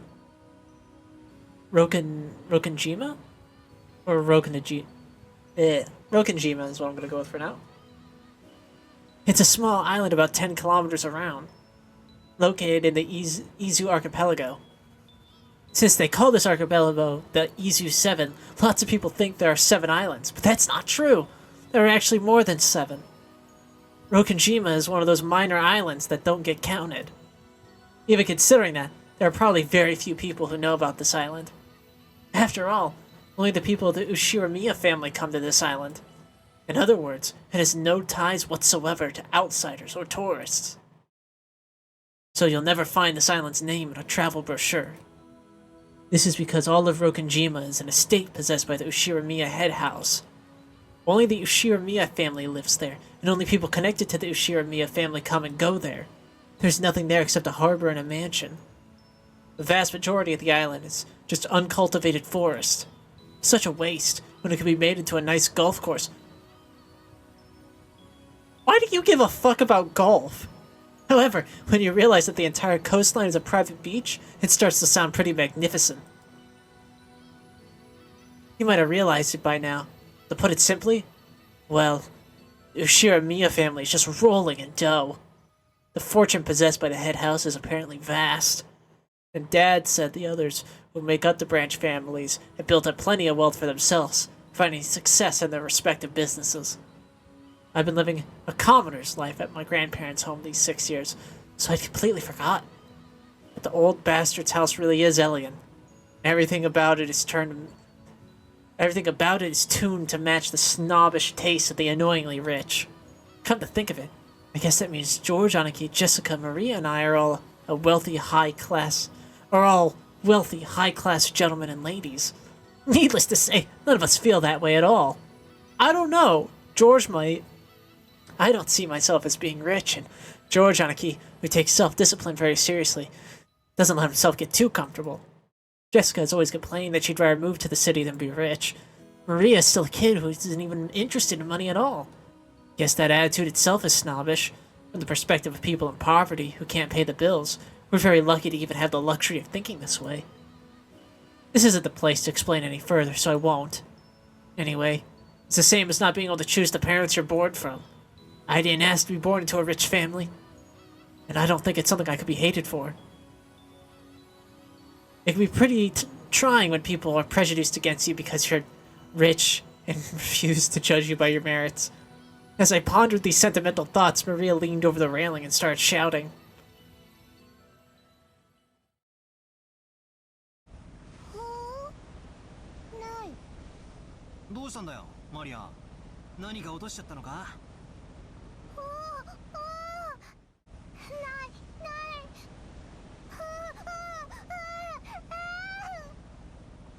Maria kept yelling, "Gone! Gone!" From her words alone, you would have think she'd perhaps dropped something, but she was actually pointing out over the ocean as she shouted. Here come Banana Man.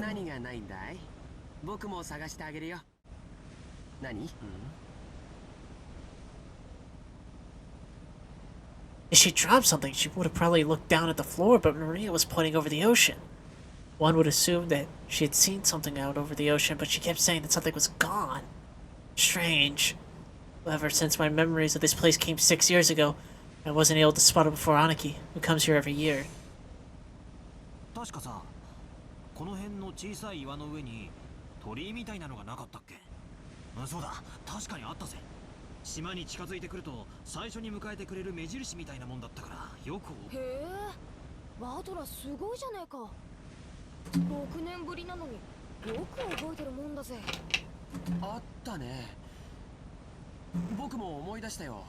鎮守の社と鳥居みたいなものが岩の上にポツンと立ててあったよ。そういえばないね。去年は確かにあったと思う。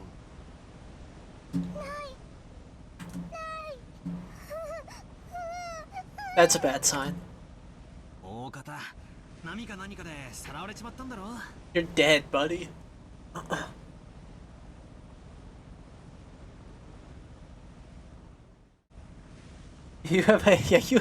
Listen, you're wearing a handmade three-piece suit with a fucking upside-down cross zipper and your family emblem emblazoned on the side. I think you should explode and die terribly, and I think you should also transition to being a woman. I don't think it would fix you, though.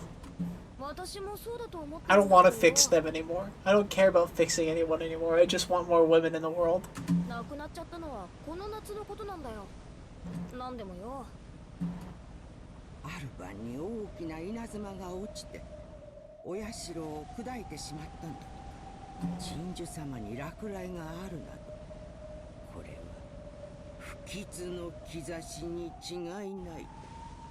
くわばらくわばら。Kumasawa-san smiled impishly, as if teasing us, rubbing her hands together.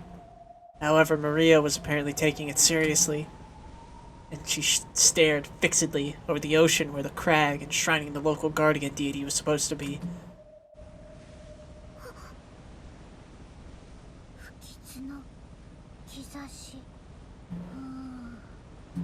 せよ熊沢さん。マリアはそういう冗談の通じない年頃なんだからさ。大丈夫だよマリアちゃん。偶然だよ。何も怖いことなんか起きないよ。 That's where you're wrong, George. You dumb motherfucker. You are in a visual novel. Chapter 1 of a visual novel. Foreshadowing is a narrative device. You dumb motherfucker. You'd know that if you read a goddamn book. Georgianiki put a hand on Maria's shoulder to calm her down, but Maria's sharp-eyed expression didn't budge.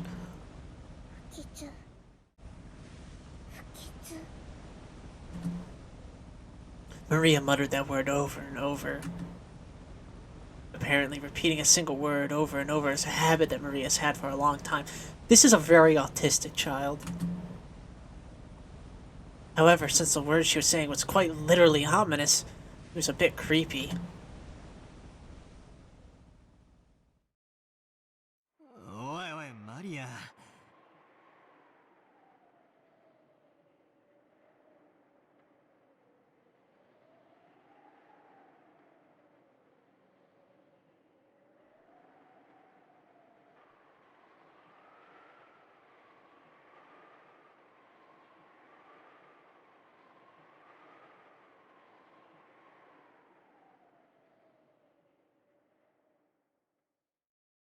そんなに何度も繰り返してたら本当に不吉がやってきちまうぜ。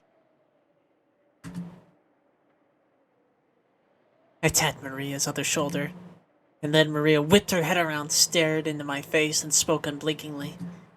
不吉来る。来るってどこからさ。 I answered lightheartedly, trying to break the tension in the air. And in reply, Maria held up a finger and raised her arm high and pointed up to the heavens. When I looked up, I saw the sky was still just as cloudy, but it had grown a great deal more leaden than it had been this morning. That's right. They were saying that a typhoon was approaching. We had planned to spend one night on the island, but if the storm doesn't pass quickly, we won't be able to make it to school on Monday. Well, I guess it makes for a pretty good excuse to be absent. She apparently sensed something ominous in the cloudy sky. She's been muttering for a while now. Girls at Maria's age tend to be very impressionable. She's just about the age where many girls start to get excited about sixth senses, and whether they have any psychic potential and stuff. In a way, being sensitive about things like this isn't really out of the ordinary for a kid like her. Unfortunately for you, dipshit, you're in a narrative. You're trapped in a narrative. Wake up, idiot. You live in a narrative. 天気は今夜くらいには崩れるかもしれないけど、明日には良くなって綺麗な青空になってるよ。綺麗な青空。そう。明日になれば綺麗な青空になるよ。止まない雨はないし、 Maria. ない雲だってない。 Sorry. やまない雨。晴れない雲。確かに台風が近づいてるけどよ。すぐに過ぎちまうって。大丈夫さ、マリア。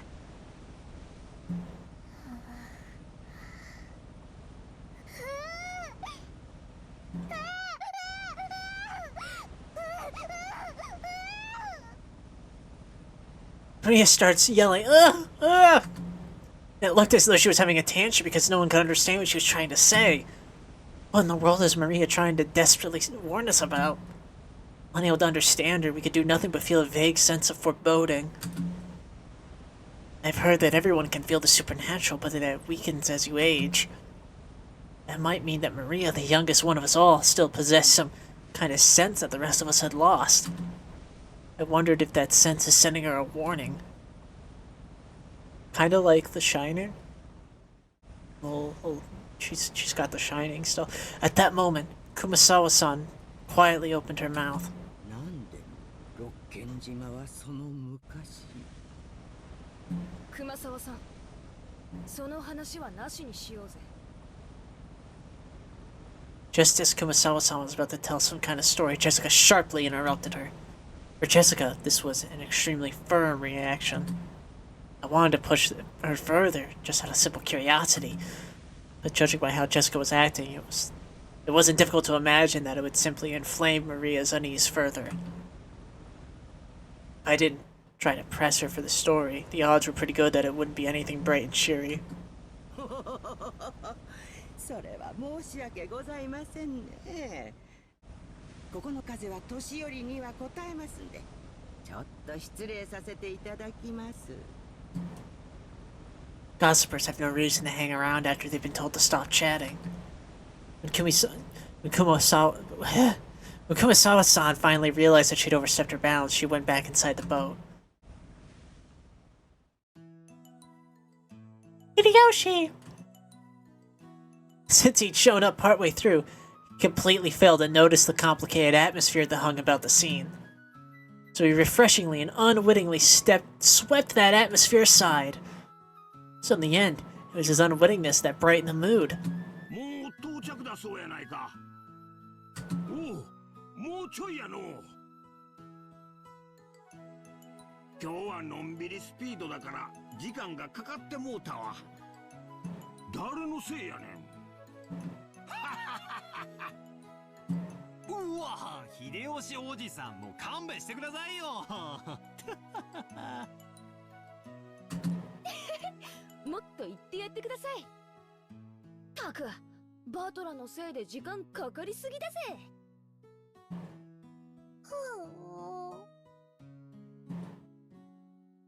Maria had probably come to the conclusion that no one was going to listen to her.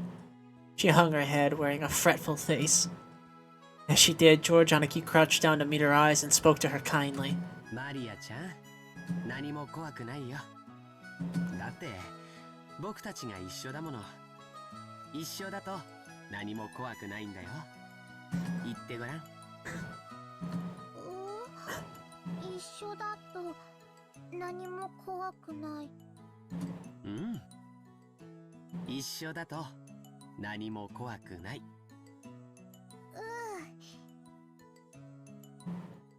そうさ、ジョージの兄貴の言う通りだぜ。俺たちが一緒にいるといつだってなんだって絶対に怖くねえんだな、ジェシカ。ああ、間違いないぜ。ジョージ兄さんの言うことはいつも本当だよ、マリア。ジョージお兄ちゃんはいつも本当。うん。僕は嘘をつかないよ。Alright. Alright, holding my hand up. Number one liar trick. Be the guy who never lies. Curious. だから信じて。みんなと一緒にいれば何も怖くないんだよ。ジョージお兄ちゃんは嘘をつかない。Foreshadowing is a narrative. みんなと一緒にいれば怖くない。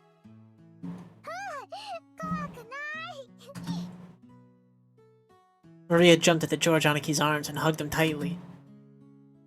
After Aniki patted her head, she jumped away again.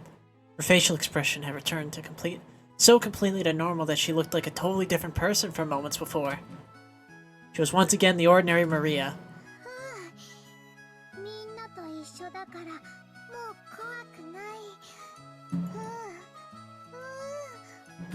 ああ、そうだぜ。もう平気みたいだな。マリアは強いな。偉いぜ。マ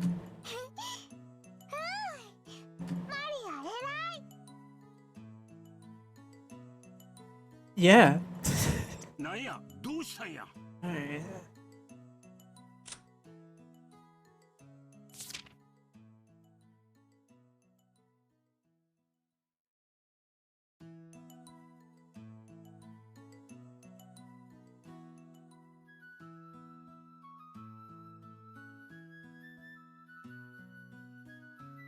Huh.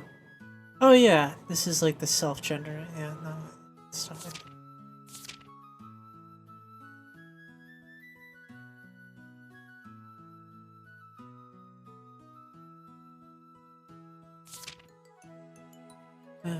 Neat.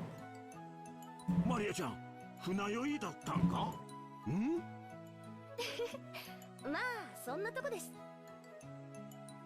Japanese is interesting because just the way that people can pronounce things can tell you a lot about them, or how they refer to themselves can tell you a lot about them.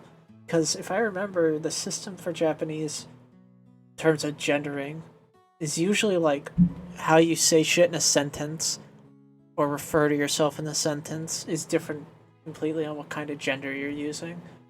And there are like different subsets of like types of gendering. But that's from like a very fucking brief glimpse at it. It's neat. It's really cool. I wish I had the fucking time and patience to learn a language. I can barely learn French. And I have a French coworker.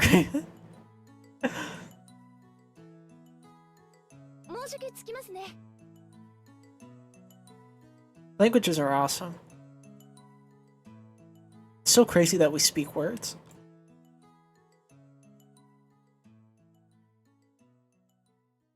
Wah! Wah! Wah!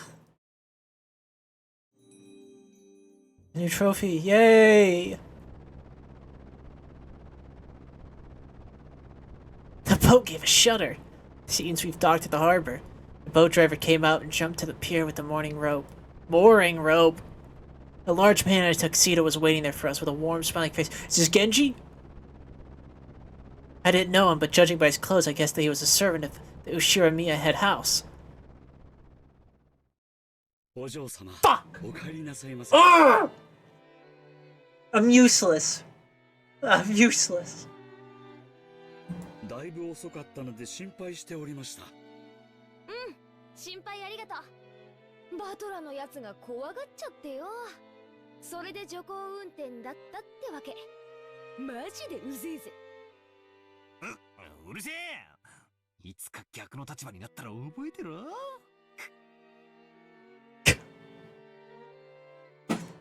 At this rate, the word will spread around the entire family, and I'll become the big conversation piece during dinner. Even without this, everyone would be talking about me because of the 6-year gap. But now I provided them with even juicier topic. Damn it! Why does the Ushiramiya main family have to live on this isolated island? In the meantime, the boat had finished its mooring. A small plank was lowered so that we could get down. One by one, our parents came out of the boat. 皆様、長旅お疲れ様でした。奥様、お手をどうぞ。We hate Goda? Okay, we hate Goda.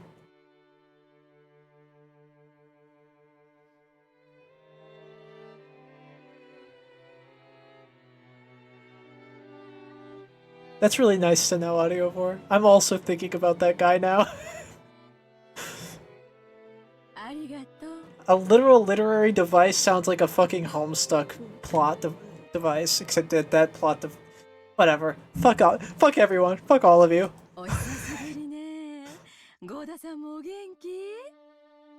So, because I'm so observant and I'm so cool, noticing that everybody's got their crest on the right side, while Battler over here has it on the left side. It's curious. 確か6年前はお勤めじゃなかったですよね。はい。ですので、バトラ様とは初めてご挨拶させていただきます。はじめまして、バトラ様。俺もタッパには多少の自信があったんだが、でっけえ人だな。The sinister side. Because, you know, right side's like... You know, that he's also got that cross, and I'm noticing now that his stepmom also has that cross motif on the bottom of her tie. I don't know. I'm just... I've been looking at suits for a while. Shit. こんな大男あったら絶対忘れないさ。どうも、はじめまして。バトラス。お待ち申し上げておりました。一昨年から後宮本家にお仕えさせていただいております使用人のゴーダと申します。どうぞよろしくお願いいたします。何かご用命がございましたらいつでもお申し付けください。ゴーダさん、お久しぶりです。ジョージ様、ご無沙汰をいたしております。お手をどうぞ。あんた相変わらず大した接客のプロや。もし職に困ったらいつでもわしに声をかけるんやで。いつでも雇ったろ。これは身に余る光栄です。どうぞお手を、秀吉様。Godison then lent a hand to everyone as they disembarked, greeting them as they passed. His speech and mannerisms had the refined polish of a professional. He was very graceful, in contrast with his initially rough-looking appearance. His large size made him seem a bit scary at first, but he was much more polite than my first impression of him had led me to believe. He claimed to have served on the island for 2 years, but he had doubtlessly worked at a similar job somewhere before. After everybody disembarked, the mooring rope was untied and the boat started to steer away from the harbor. It was probably returning to its home port in Najima. The captain waved his hand in farewell. Maria conscientiously waved back. なんだかさっきから違和感があると思ったら、あれだな、海猫の声を聞いてないぜ。海猫？鳥のか？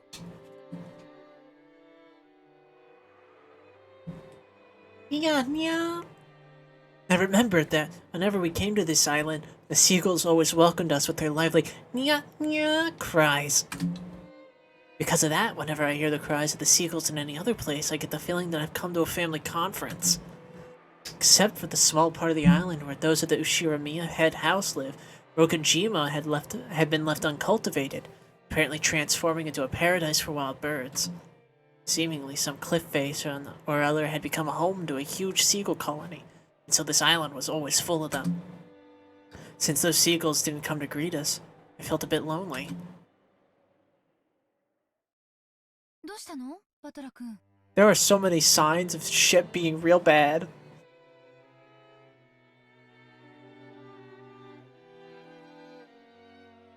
I watched a good chunk of... I started watching like the Higurashi. Higurashi is actually the only thing I have any experience with. And I watched it as like a 13-year-old pirating it. Not even pirating it, like I was watching on one of those free anime websites or watching like fan dubs on YouTube levels of watching Higurashi, and I don't even think I got through all of it. I wish I did. I remember enjoying it.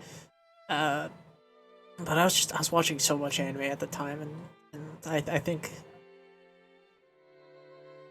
man, I might have watched Mirai Nikki instead around that same time. And also just like Netflix for me was easier.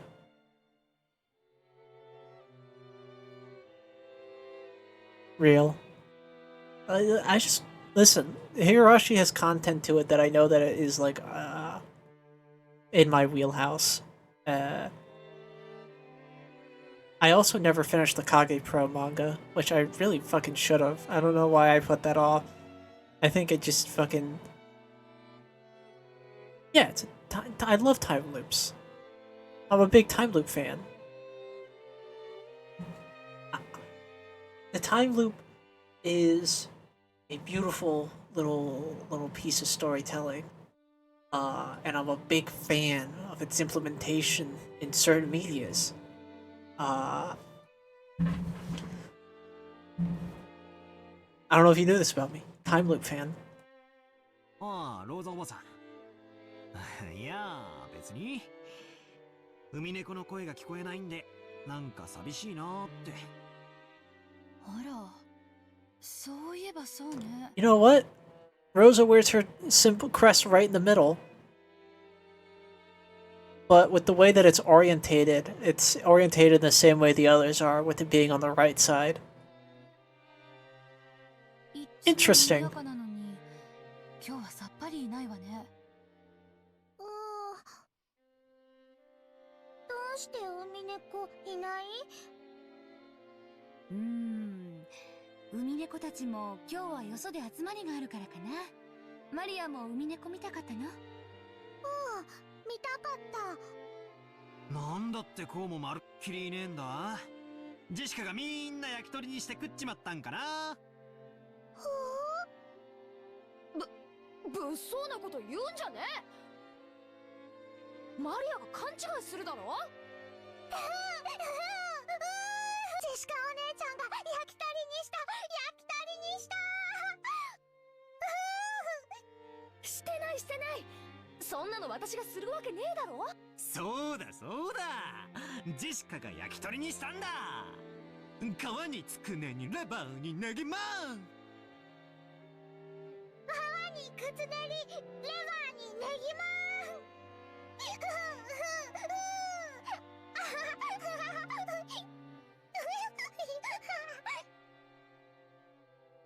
As I made fun of Jessica, Maria tagged along, looking like she was having fun.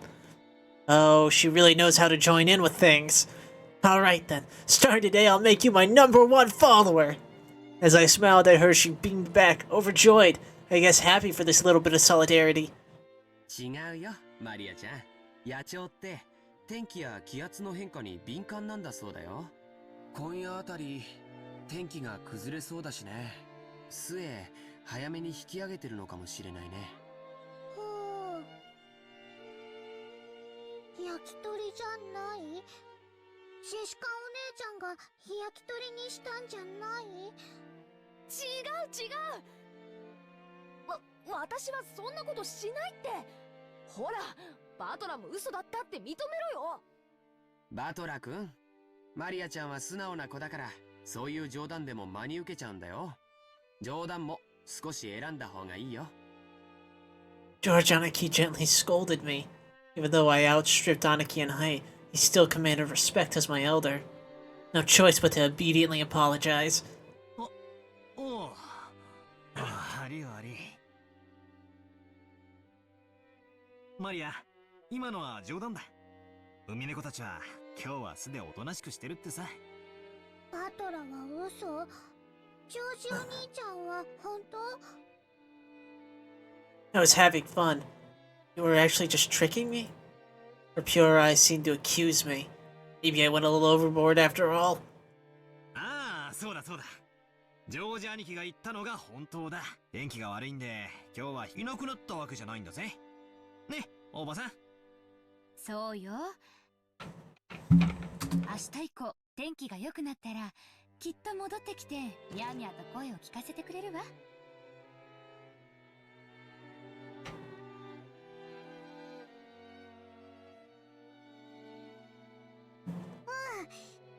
天気良くなって戻ってくるの待つ。明日まで待つ。天気良くなるまで待つ。Maria's mood lightened, and she started looking forward to tomorrow when the seagulls would come back and fill the skies. Still, George Aniki really is amazing at taking care of kids. I think I remembered Aniki taking good care of me as well when I was a brat 6 years ago.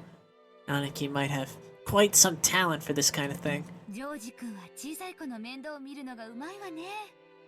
保育士さんでも務められるんじゃない？なあ、ジョージ兄さんの転職っぽいぜ。私的には社長室でビジネスってよりそっちの方が兄さんのイメージだぜ。まさか保育士さんは立派なお仕事だよ。単なる子供好き程度に勤める仕事じゃないね。本当にジョージ君は謙虚ね。でもバトラ君も子供のあやし方が上手よ。さっきはほんの少しの間だけどマリアとっても楽しそうだった。これからも今みたいに遊んであげてね。冗談は選んでだけど。Auntie Rosa winked at me, giggling a little. Huh, a real mother, I thought to myself, who's happy that Maria looks like she's having fun.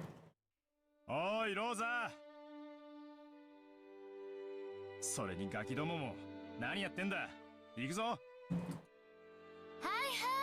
今 The old bastard was beckoning us to hurry up. We better get moving. It's not like it'd be too late to have the same discussion after we got our luggage in our rooms. それでは皆様、お泊まりのゲストハウスの方へご案内させていただきます。どうぞこちらへ。Goda-san called to everyone and started leading us.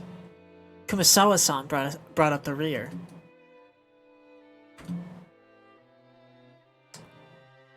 George also has an interesting placement for his sigil, I'm noticing. So a lot of people have it like out on their jacket, on their sleeve, on the breast, you know. But George is like on the vest, specifically. Which is I'm taking more notice of. I'm just watching all these narrative dominoes pile up. A serpentine twisting path led through the dim forest. It ran a bit uphill. I'd guess the path was made twisting so that the slope wouldn't be felt too much. But personally, I'd been happier if they'd been man enough to make some stairs in a straight line. No doubt they made the path twisting on purpose to put on airs of distance and importance. Before long, we saw garden-style stone steps. Now I remember how it goes from here. Go up these and... Man, it's every goddamn manner in anime. You ever feel like you see the same type of mansion in anime? Like, I immediately was thinking of, like, Mad Father. The Mannorm, yeah.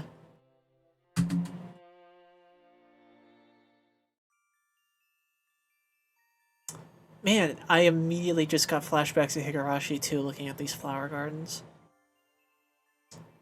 Remembering some chunk of the anime. Its facade was lovely, of course, but even more than that, we couldn't help but have our hearts stolen away by the splendor of that beautiful rose garden that spread before it. Ha! 今年も相変わらず大したもんや。目の保養とはこのことやで。As they reached the top of the stone steps, the people welcomed in by the rose garden voiced their appreciation one after another. 今年は少し花に元気がないんじゃない？やっぱり夏があまり暑くなかったせいかしら。そのせいもあるかと思います。去年の先に比べると、今年は少々見劣るのが残念です。Even so, it was a delightful rose garden. I remember that huge amount of roses used to greet me every year, even over 6 years ago. This rose garden was the first thing that greeted the people who came to Rokenjima. Even our parents, who came every year, couldn't help but let their wonders slip out. Moreover, it even looked like a powered-up version of the garden from 6 years ago that was in my memories. いつ見てもすごいわね。自宅にこれだけのバラ園があったら、さぞや素敵でしょうに。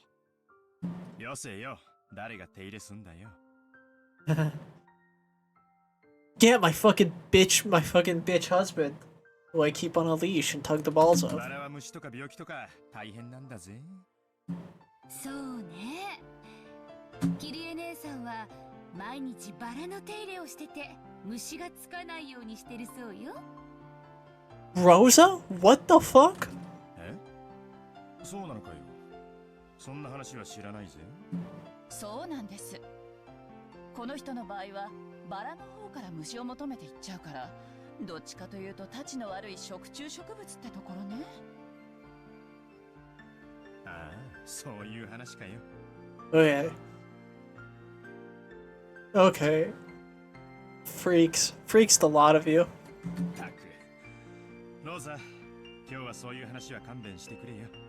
もうそういうのはすっかり足を洗ったんだぜ。どうかしら。ルドルフ兄さんは遺伝子的レベルでだらしないですし。大丈夫よ、ローザさん。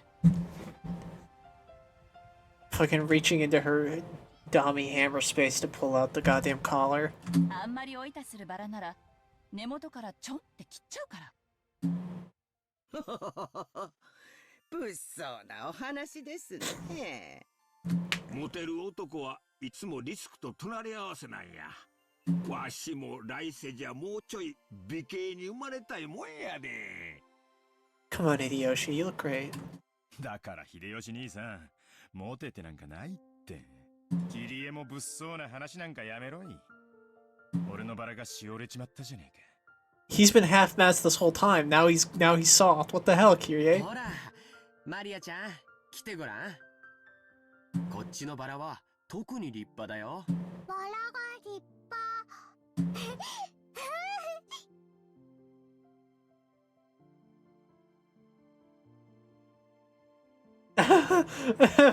Mags, I think you might be fucked. かぐわしい匂いだぜ。俺のエレガントさにぴったりだな。おいよせよ。マリアが真似してトゲで怪我するだろ。 She yelled at me as I leaned in with an exaggerated gesture to smell the rose's scent. I thought she was overreacting, but when I turned around, I saw Maria imitating my every movement, thereby putting a broad smile on George Anaki's face. ほら、マリアちゃん、気をつけて。バラのトゲは痛いよ。ほう、ジョージお兄ちゃん、このバラだけ変。変？どうしたんだよ。 Maria pointed to a single rose. I immediately understood why she found it odd. In the midst of these magnificent roses, there was just one single rose. It was withering. There wasn't any particular reason. Some roses flourish and others wither. That's all there was to it, but Maria seemed very concerned about there being only one unhealthy rose and a group of healthy ones. She must be feeling somehow like it's being left out. このバラだけ元気がなくて。ほう、他はみんな元気なのに、これだけかわいそう。まあ、咲いたり枯れたりはそれぞれだからな。一足先にしおれる代わりに、そのバラは他のどのバラよりも早く開花できたんだと思うぜ。そうだよな。いっぱい咲いて、その役目を終えてお休みに入ったってだけのことだと思うぜ。そんなに気に病むことはねえさ。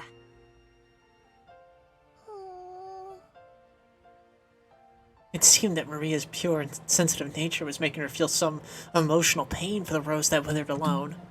Even though she understood the logic of it, it still felt lonely to her. じゃあマリアちゃん、帰るまでの間、このバラをお世話してあげるといいよ。Oh, excuse me. George Haneke straightened up and felt around his pocket. He then took out the wrapping from the candy he had eaten on the plane. He twisted it into a thin string and then gently tied it to the rose as a sort of marker. なんだか可愛くなったね。これがこのバラの目印だよ。後でお水とかをあげに来てごらん。バラさんもきっと喜ぶと思うよ。お水とかをあげに来る。せっかくだからこのバラさんに何か名前をつけてそうするとバラさんも喜ぶと思うし。名前。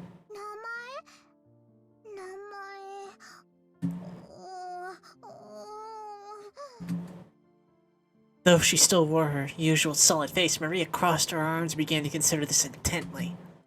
At the very least, she appeared to have been completely pulled out of her slump. Nice going, Aniki! ジョージ兄さんって昔から包容力があるよな。尊敬するぜ。だな。人徳ってやつだろ。後で爪の赤をもらってきてやるから一緒に。この庭園はお前が子供の頃にもこんなに立派だったんか？私が出てってからよ、こんなに立派になったのは。前の庭園の方が素朴で愛着があったんだけどね。兄さんがちょっと悪趣味にいじりすぎたのよ。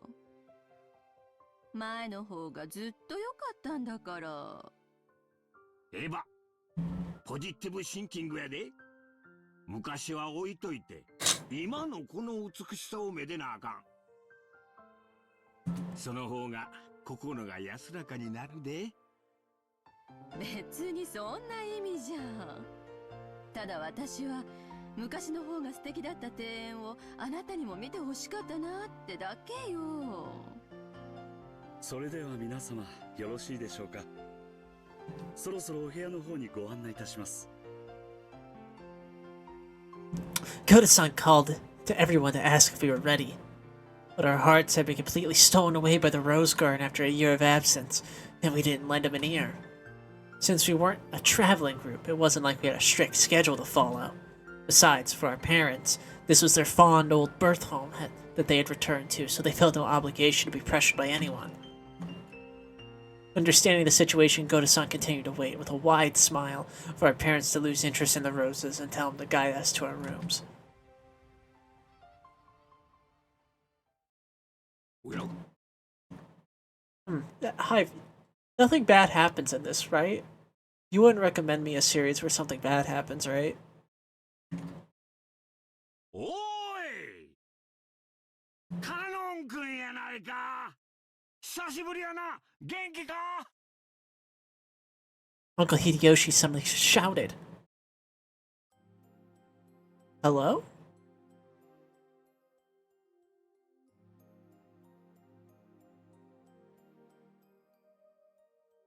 Yo. Okay. How much more of this chapter is there? God damn.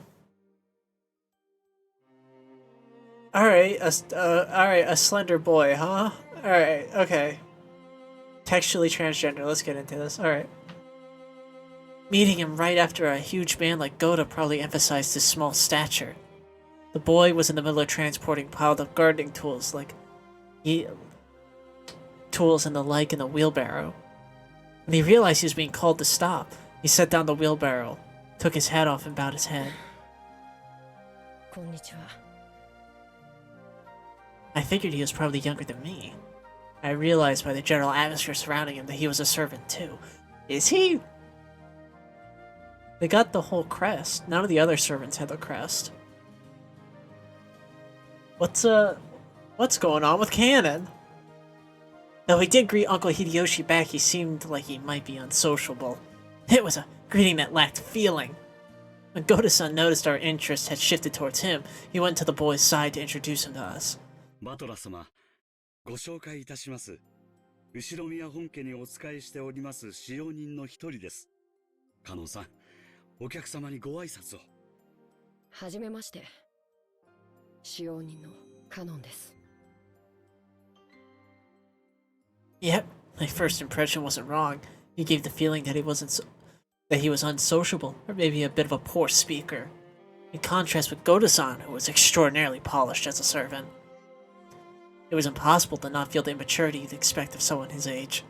When Goto-san urged him in a whisper to give a bit more of an introduction, the boy named Cannon only cast his eyes downward. カノンさん、もう少し何か挨拶することはできませんか？いえ、僕たちは家具で。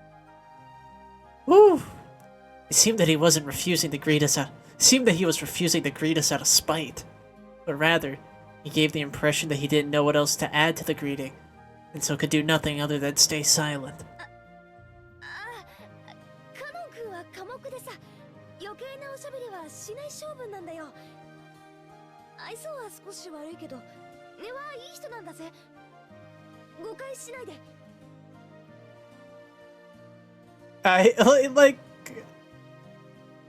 What can I say? I'm just looking. I'm just looking. So, something about Cannon, huh? ここに勤めてWhoa. 3年なんだっけ。確かゴーダさんより1年長いんだよな、カノン君。Even though it's not like he's made a super bad impression, Jessica hurriedly backed him up. Curious. I see. Apparently him being unsociable works against him all the time. そっか。よろしくな。俺はバトラ。18だけど、君はいくつだい？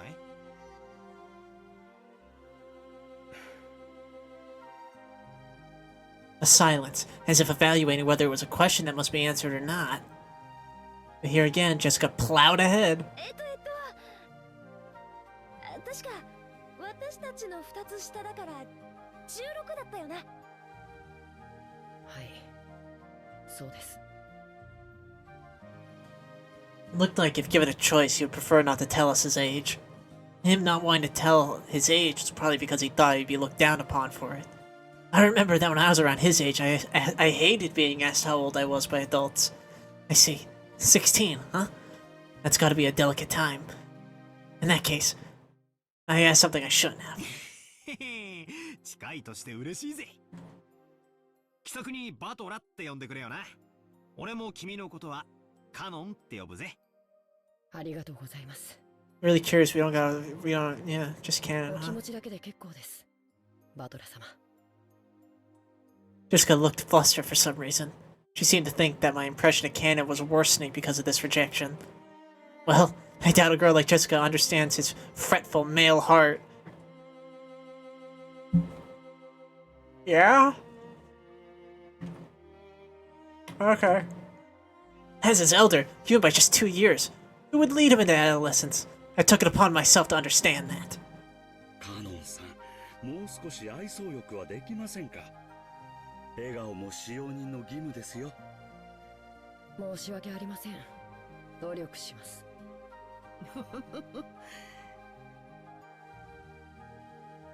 So whose bastard is this? Yeah, male heart. ゴーダさん、カノン君もいろいろ頑張ってるんですよ。ねえ。It seemed as though he was often warned about his discourtesy, and apparently he hadn't improved a bit. Goda-san kept his business smile, but let a small sigh of resignation escape. それではまだ仕事がありますので。失礼します。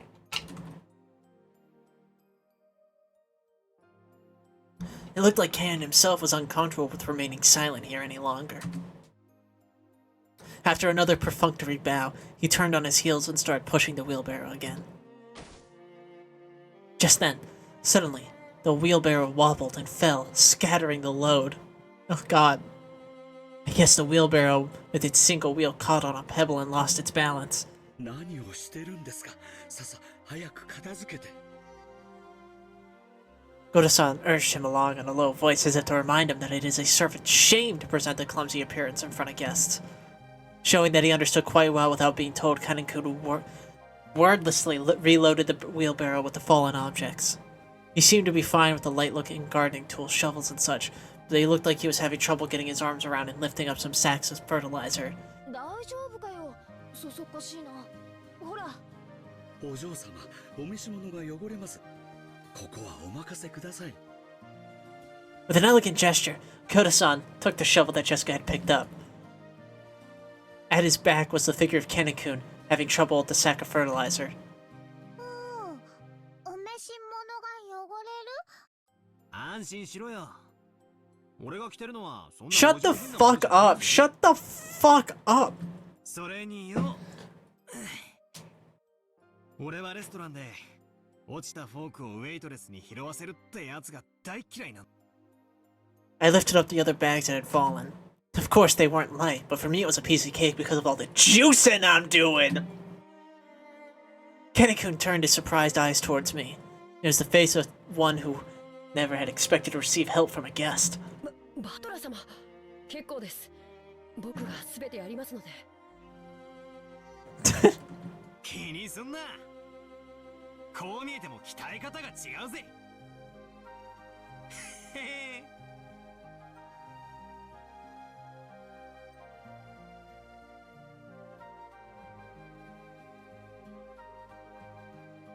Sheesh. Getting messages.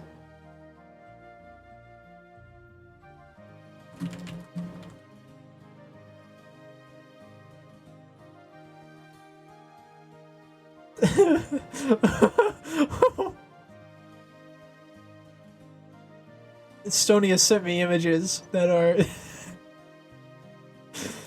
My eyes are open. Goddamn.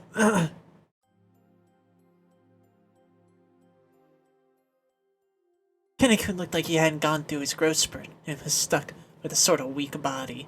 I guess that kind of weight is a bit much for him. 結構重いね。カノン君が苦労するのも無理はないよ。カノン君、気にしないで。これぞ俺の見せ場さ。これでさっきの船の分はチャラだよな。この程度のことじゃさっきの大騒ぎが帳消しになるもんかよ。カノン君にも後で教えてやるよ。バトラったら面白いんだぜ。落ちる落ちる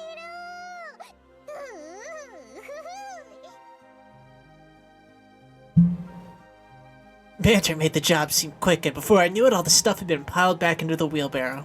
お見苦しいところをお見せして申し訳ございませんでした。ささもう結構ですよ。言ってください。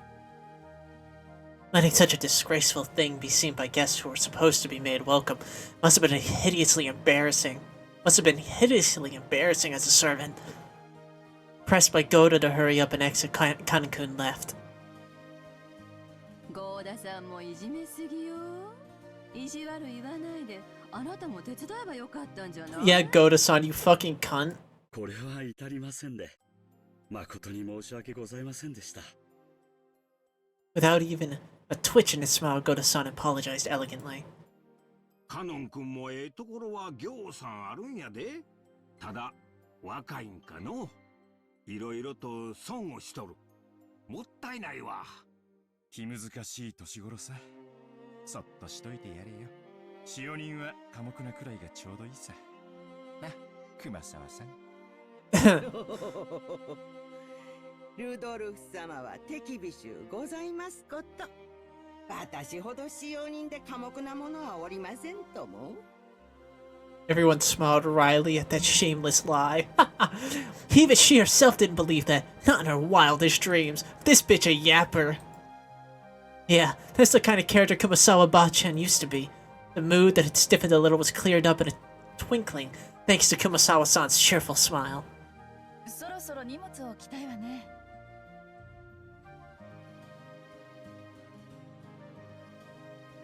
ゴダさん、部屋割りはどうなってるのかしら。昨年と同じになっております。さあ、ご案内いたします。どうぞこちらへ。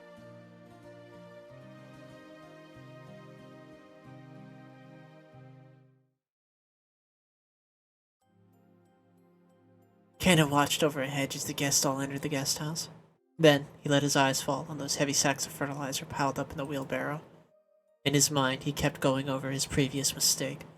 Battler, big and strong, had picked up the sacks in front of him, the sacks he couldn't lift himself, as if they were feathers. It was extremely difficult for an outside observer to guess what emotions that favor had stirred up in Cannon. But as far as you could tell by watching him hang his head from behind, there was something that he just couldn't let go. Muttered words escaped his lips. Those words he murmured were so soft that they didn't even reach his own ears. Cannon hung his head slightly, biting his lower lip.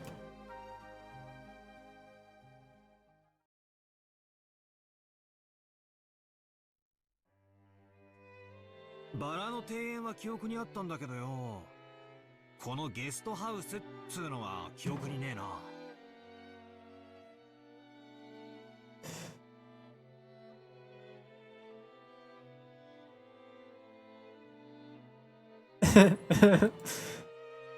これ建てたのは最近か？ Oh, Jesus. Torian, Visitor's Retreat, was written on a gatepost last thing, but since everyone called it the guest house, I followed their lead. Brand new Western-style guest house that stood overlooking the rose garden had a magnificent design, carefully done in harmony with the garden. 正解だよ。建ったのはつい一昨年さ。それ以降は僕たちはこっちに泊めさせてもらってるんだよ。年季の入ったボロ屋敷よりこっちの方が好評みてえだしな。私も自分の部屋をこっちに持ちたいぜ。はい、マリアも持ちたい。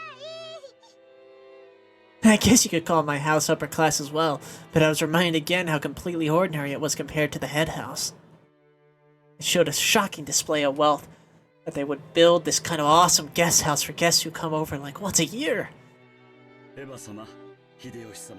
you gotta maintain that shit too. こちらのお部屋をお使いくださいませ。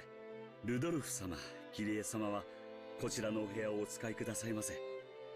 やっぱりここは綺麗で上品でいいわね。洋風って本当に素敵だわ。ほんの2、3日なら洋風もええやろが、ずっといて落ち着くのは断固和風やで。日本人は畳の上が一番くつろげるんや。新しい家を和風にするか洋風にするかで喧嘩してね。お父さんが和風で着工させたのを母さんまだ根に持ってよく。ジョージ兄さんのところは両親仲が良くて羨ましいぜ。うちなんか冷め切ったもんさ。そのくせ私の成績の話だけは連帯しやがる。All the rooms seemed to be two-person. I was grateful because I wasn't going to be forced to share the same room with that old bastard for some bullshit like being family. Besides, I figured those two would be able to enjoy themselves with someone like me around. I'm thinking about you fucking my dad. どうせ下世話なこと考え。下世話なんてとんでもない。どうぞごゆっくりお過ごしくださいませ。あ、はい、で。言えたよ、クソ親父。 Once again, Dad pulled my ear from behind. Listen, son, the only person who's gonna think about me fucking my wife is me. バカなこと言ってんじゃねえ。俺は胃がキリキリ痛み始めてて、とてもさ。今回はお前が主賓だろうが、せいぜい親父や兄貴たちに可愛がられるよ。親父の前では言葉遣いにだけ気をつけろ。あの人、本当にシャレが通じねえからな。ジェシカちゃん、我らが当主様のご機嫌は最近どうなんだ？去年余命3ヶ月余命3ヶ月って割には相変わらずピンピンカリカリイライラしてるって話です。今年も相変わらず不機嫌ってわけね。おもりができるのはやっぱり源氏さんだけなの？親方様も源氏さんにだけは心を許しておいでのようです。Raises one eyebrow. 私たち下々では近頃はお目通りすらなかなか叶わず。また書斎に閉じこもって怪しげな黒魔術三昧じゃねえのかな。何をやろうとてめえの趣味だから構わねえけど、匂いが閉じ込める系は勘弁してほしいもんだぜ。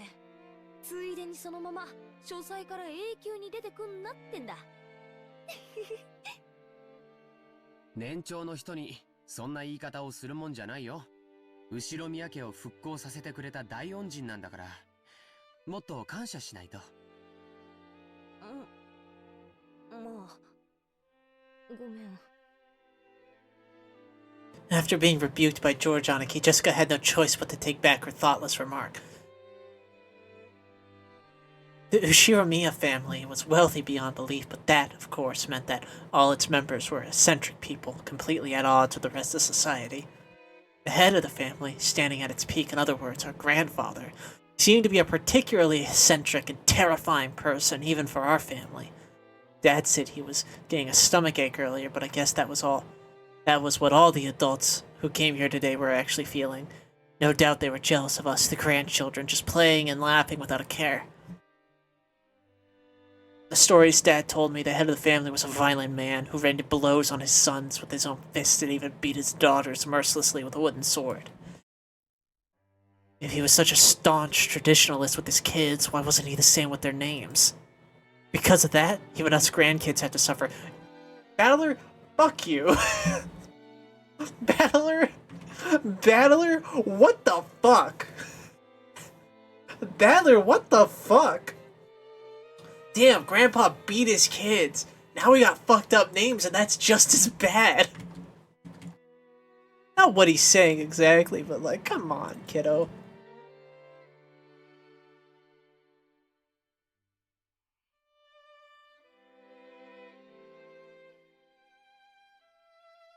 Come on, kid. Come on. You're fucked.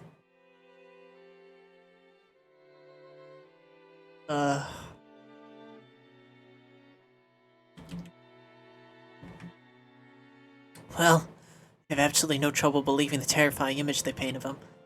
I don't have many memories of meeting him over the years, but I remember his face was full of menacing thunderclouds, always making the people around him shrink away with a sharp look. I remember that the room's atmosphere got so tense whenever he was around, you couldn't even breathe. And my dad said right now about me being guest of honor now carries a little more oomph for me. 6年前は俺も小学生だったが、さすがに今は高校生だ。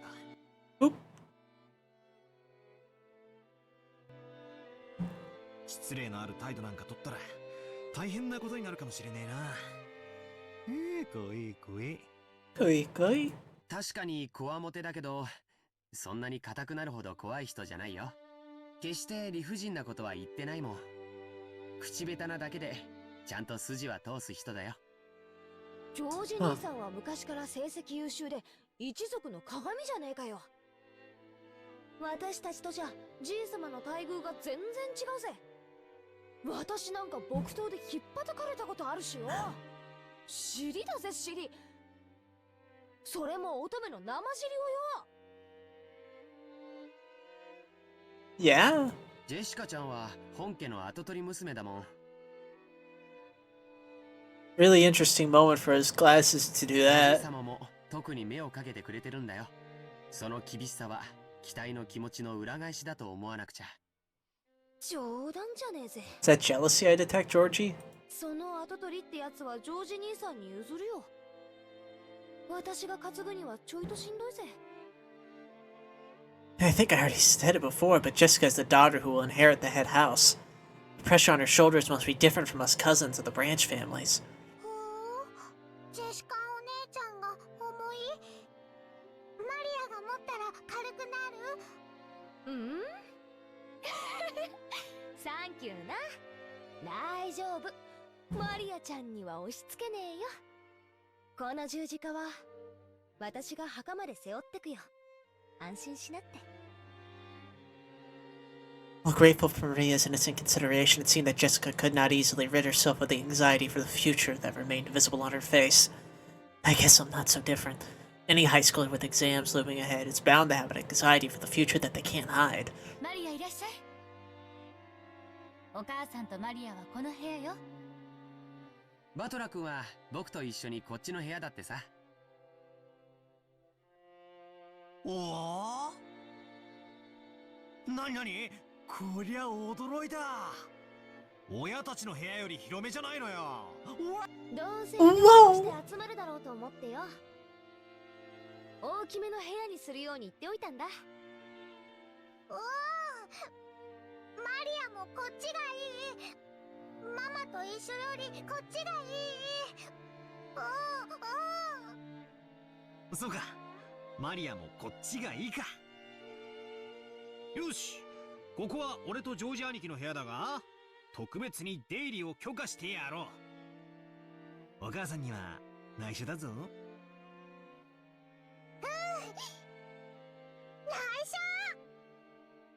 Her mother, Auntie Rosa, was right behind her, but Maria still answered, striking the air with her fist clenched tight. After our parents put the luggage in the rooms, they gathered again in the corridor. God, okay, a front view of his face. I wasn't expecting that. I got scared. Oi, come take ibuprofen with me.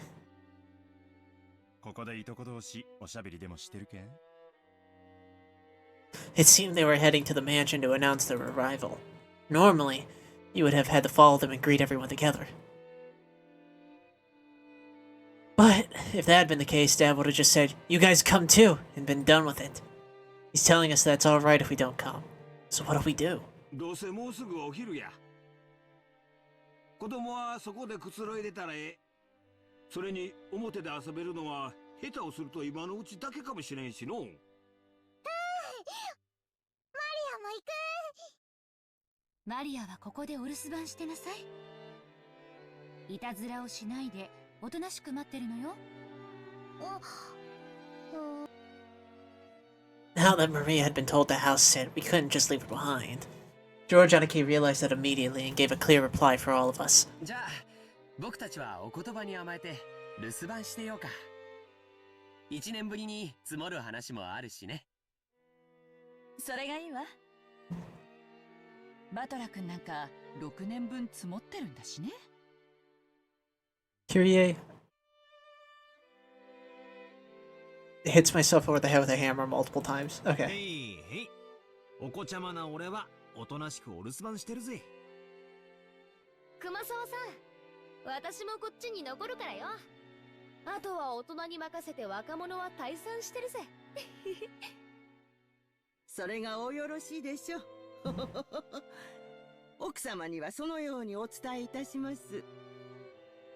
それでは皆様、お屋敷の方へご案内させていただきます。どうぞこちらへ。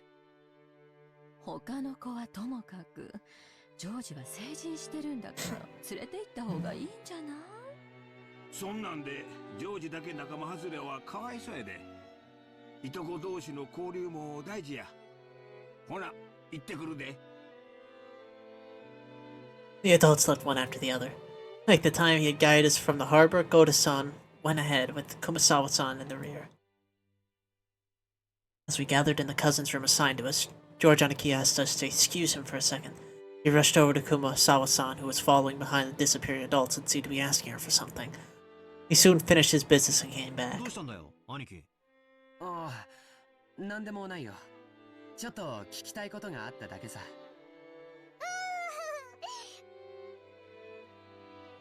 マリアにも聞いた。マリアにも聞いた。何かな。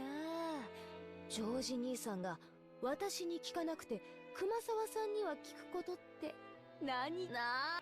いや、誤解だよ。ジェシカちゃんが何を誤解してるのか知らないけど。No, George, go get it. Get some.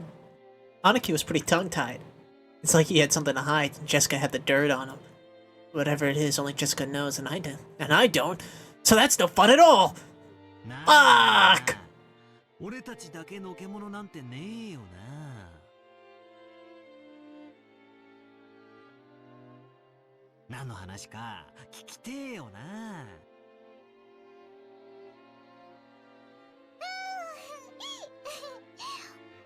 バトラとマリアも聞きたい。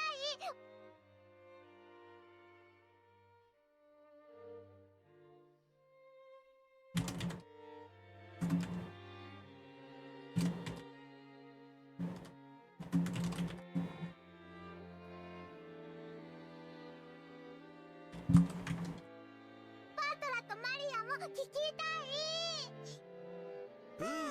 Ooh, ooh, ooh. I can hang. I can hang.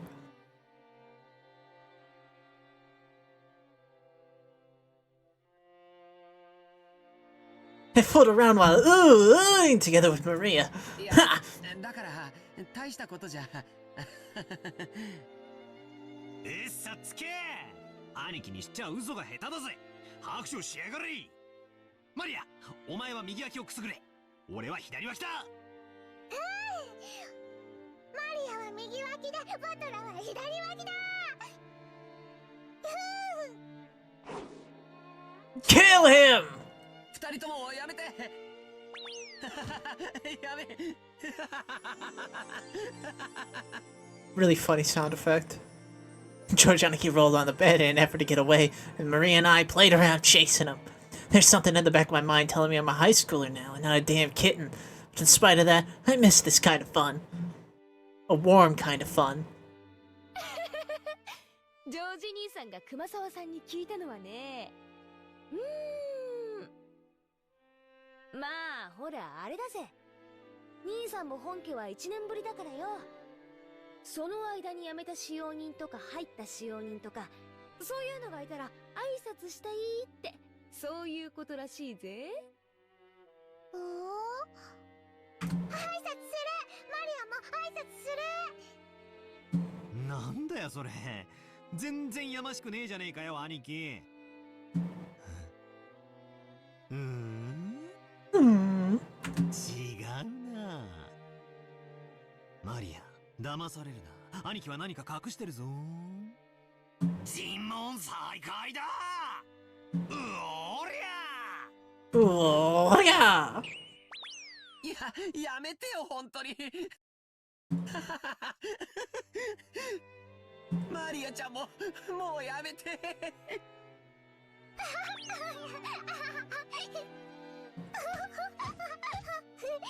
多分掃除とか昼飯の準備とかで忙しいんだよ。大丈夫。後でちゃんと挨拶に来るぜ。ゴーダの出しゃばりの出迎えよりシャノンの出迎えの方が良かったってんだろ。シャノン？シャノン。ああ、思い出したぜ。そんな子もいたな。今も使用人やってんのか？元気かよ。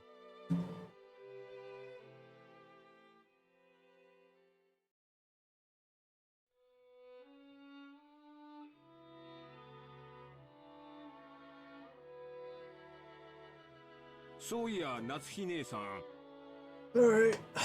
最近頭痛の方はどうなんや。一時だいぶしんどそうにしとったろ。おかげで最近はだいぶ調子がいいです。Hello. Kind of loving her look. Kind of going crazy. Also very similar to Cannon's. It's probably nothing. そうだ、これ夏日姉さんにお土産。いつもありがとう。あなたには何かをもらってばかりね。これは紅茶？ペパーミントとレモンバームのハーブティー。頭痛によく効くって有名なお店のブ Man, レンド。 that sounds really good right now. I could fuck up a pot of tea right now. 姉さんにも効くかなって思って。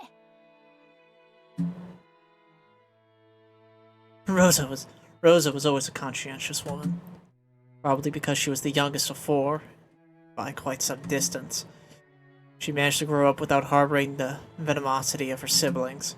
Her consideration made Natsui soften her expression for just a moment, but it wasn't enough to undo the many years of anxiety that had curdled her expression into one of bland indifference. そういえばあなた、いっつも頭痛だって言ってたわね。しっかりなさいな。ジェシカちゃん、今年は受験でしょ？人生の節目じゃない。母親のあなたがそんなじゃ頼りないわよ。それに夏日姉さん、私より3つも若いんだから。もうちょっとしっかりなさい。Oh, you're a needler. You're a needler, I see. ごめんなさい。生まれつきの頭痛持ちなもので。Ava sometimes fails to choose her words carefully, but even though she hit it with a smile, her comments aimed at Natsui contained shards of obvious malice. She didn't hide it very well at all. Like, damn, bitch. Of course, that didn't escape Natsui. She frantically contained her urge to grimace and pretended to ignore Eva. うちのバトラ君も今年は受験でしょ。ルドルフさんも少しは関心を持ったら。自分の息子のために夏日姉さんみたいに頭痛になるくらい真剣になりなさいよ。俺が何か言えば必ず反抗するやつだぜ。じゃあなんて言うんだ。むしろ逆で遊んでていいぞっていうのか。あいつそういうのだけは素直に聞きやがるぜ。秀吉兄さんのところは受験本当にうまくいったじゃないですか。ぜひ子供操縦術の秘訣を教えてくださいよ。そうやな。何のために勉強するのかっちゅうことを説いたかもしれんな。個々の勉強に意味があるわけやないんや。そう、勉強っちゅうのは分からんことを自分で調べて身につけるという行為の練習なんや。これができんやつは社会に出ても使い物にならん。国語算数ができろと言ってるんやない。勉強し身につけることを学べっちゅうことやな。Huh. That's something. ご立派ですわ。うちのジェシカにもそれが理解できればいいんだけど、今のままではとてもじゃないけど後宮家の跡取りとしては。いいじゃないの、無理に跡取りにしなくても。女には女の幸せというものもあるんだし、それを親が押し付けちゃ悪いわよ。予算買えば。子供の育て方は家それぞれや。押し付けがましいのはあかんで。ごめんなさい。 God damn, this voice actress. 夏日姉さんも気を悪くしないでね。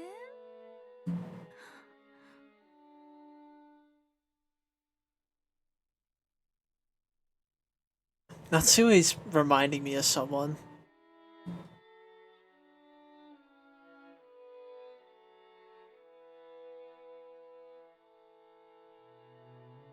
Oh shit, I'm supposed to be reading that. Fuck. What? Wait. Fuck. God, it's... Once you get far enough... She's bitchy. Once you get far enough into the visual novel, you start just reading it and forget you're supposed to be reading it out loud. Though the light shining through the window was quite warm despite the cloudy weather, there was a dark mood about the room, which probably caused headaches for other people besides Natsui. As if to brush away the mood, Kyrie brightly made a suggestion to all present. でも本当に素敵な香りの紅茶ね。早速いただいてみましょうよ。 Oh man, it'd probably go fucking great with some milk too. Fuck! I fucking would love some of that tea, man. レオポルドの紅茶なんて日本じゃ確か銀座でしか買えなかったはずよ。 Leopold's black tea, huh? キリエ姉さんはお詳しいですね。買ってきた甲斐がありました。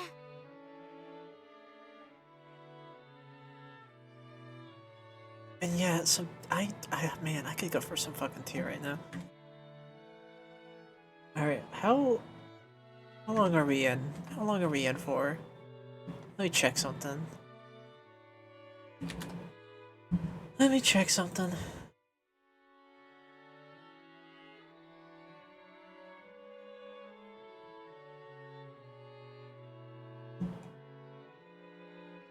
Okay, we've been streaming for about 3 hours. God damn. Okay. Hive, are you still there, Hive? If you're still there, please tell me how much longer in this chapter there is.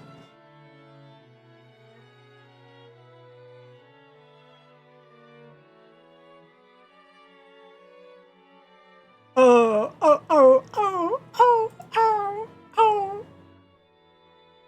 I'm wondering if I should take a break after this scene.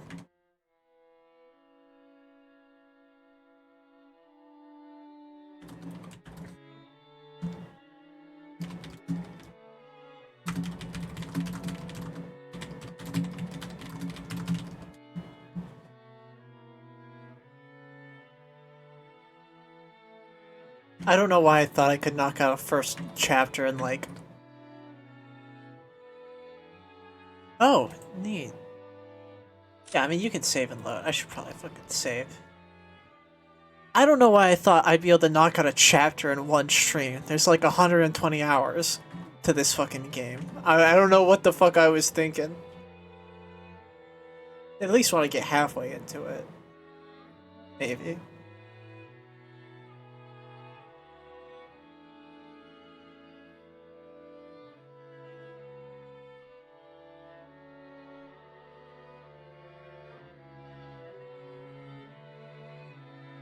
Alright. Kyrie and Rosa stood up from their seats and made as if to prepare the black tea. Natsui forestalled them. お二人ともありがとう。それは後でいただきましょう。うちの者がすぐお茶を持ってきますので、どうぞおくつろぎください。二人とも後にしろよ。ウェルカムドリンクくらいごちそうになろうぜ。Rudolph gave a subtle signal with his eyes for them to sit down again. Kyrie and Rosa understood instantly and obediently returned to their seats. The guests had already been greeted, so it was time for some tea to be prepared for them. That tea was late, and having guests talk about making some themselves was an embarrassment for the host. Natsui bit her lower lip, frustrated with the ineptitude of the servants who were taking too long to bring the tea. Seeing her face, Eva, without hesitation, started to giggle. Of course, Shannon had no way of knowing what was taking place in the parlor, as she came in pushing a dish cart piled with teacups. Natsui gave her a pained look for no apparent reason. Shannon couldn't help but flinch without knowing what she had done wrong. 失礼いたします。 Well, open your damn eyes, lady. Also, goddamn. Whoa. Hot damn. Holy shit. Ooh.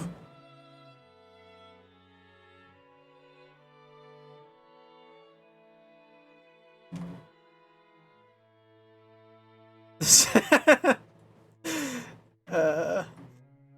お茶のご用意をさせていただきます。おう、シャノンちゃん、久しぶりやの。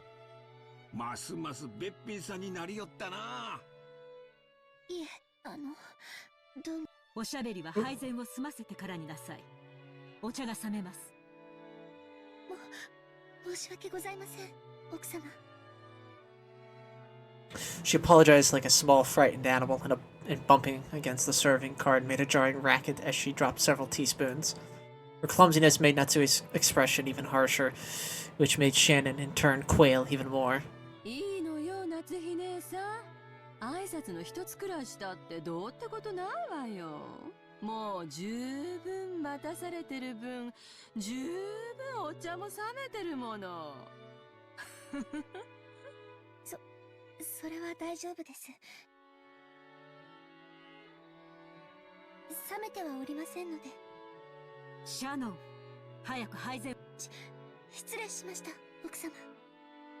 You're stressing me out. It was obvious that Natsui was getting irritated. The ineptitude that delayed the tea, the clumsiness of the servant, everything pointed to the incompetence of Natsui's everyday guidance, making her lose face. As the person in charge of matters at the Ushirahima head house, allowing that clumsiness to be exposed today of all days was surely nothing less than total humiliation. よせよ、夏日姉さん。シャノンちゃんだって頑張ってるのに、いじめちゃかわいそうだぜ。いじめてなんかいません。いい香りね。お茶の銘柄を聞いてもいいかしら。申し訳ございません。後ほど調べてまいります。 Kyrie had tried to be nice to her wine to cut through the tense mood. However, instead, Shannon had shown a disgraceful display, darkening Natsui's face and the room's mood. By this point, Eva's giggles were loud enough to be heard by everyone in the room. なーに？シャノンちゃん、自分で入れてるものが何かもわからないの？ダメよ。そんな怪しげなものを来客に振る舞っちゃ。こんなお茶じゃ銀のスプーンでもないと飲めないわよ。すみません。すぐに用意を。ねえシャノンちゃん、銀のスプーンって何に使うか知ってる？銀じゃないとダメなのよ。なぜかわかる？いえ、Eva's eyes played over Shannon, who was sitting at the table, as a catty smile floated onto her face. Taken on its own, the expression on Eva's face may have been charming in an impish sort of way. However, the words being spun from her lips held within them the keenness of a razor. Shannon tried with all her might to avoid Eva's gaze, which continued to focus on her. Grasping that Shannon was hard-pressed for an answer, Rosa promptly gave some timely help. 銀は毒に触れると曇るって言われてるの。シャノンちゃんも一つお勉強ができたわね。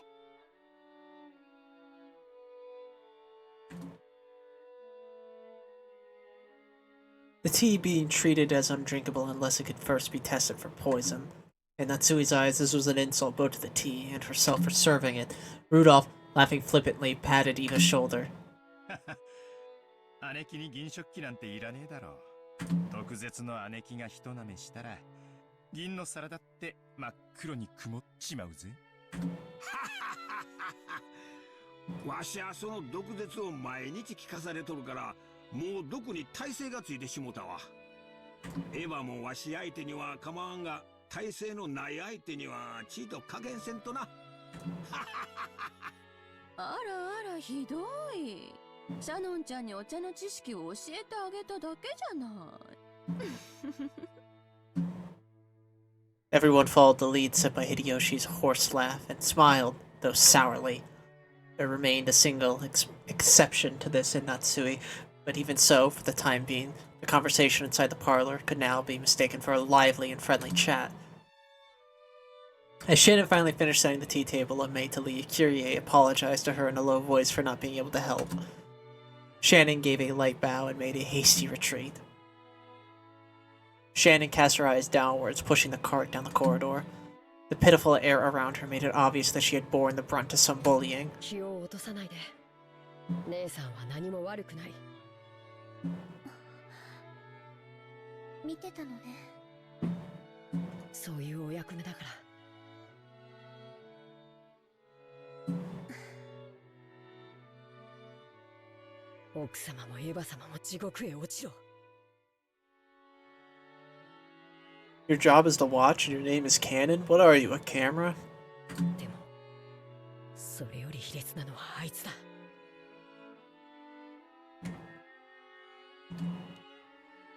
Cannon glared hatefully in the opposite direction of the parlor. The preparation for the tea had been delayed by a little bit of trouble in the kitchen. The trouble had not been Shannon's fault. The truth is that it had been Goda's mistake. In the first place, there was no way that a show-off like Goda would ever hand over a flamboyant job like carting the tea to the guests. He had needed to make the tea all over again, which had made him late. So, realizing that he wouldn't be earning any brownie points, he had pushed the task of setting the table on Shannon, who happened to be passing by. One could truthfully call it being shrewd, and one could unquestionably call it cowardice. We hate Goda's ass! ありがとう、カノン君。私、全然気にしていないし。We fucking hate Goda!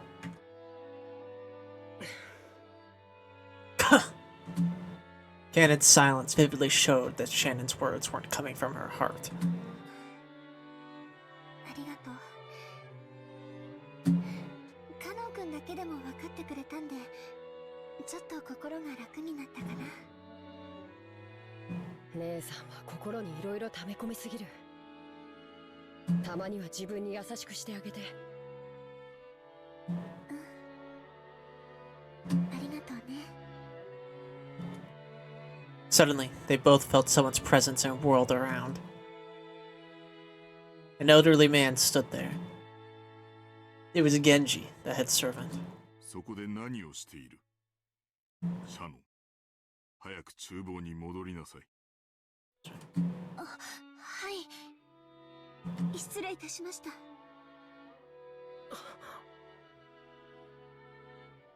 Shannon humbly obeyed and promptly made to push the cart and leave.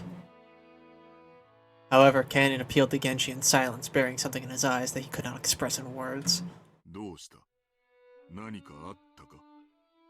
シャノンは何も悪くないのに。やめて、カノン君。失礼しました。すぐに仕事に戻ります。カノン君も自分の持ち場に戻って。お願い。姉さんがそう言うなら。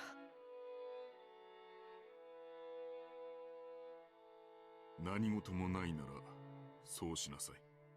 はい。失礼します。Pew! From the shadows in the hallway, an old woman wearing an apron watched over them. It was Kumasawa.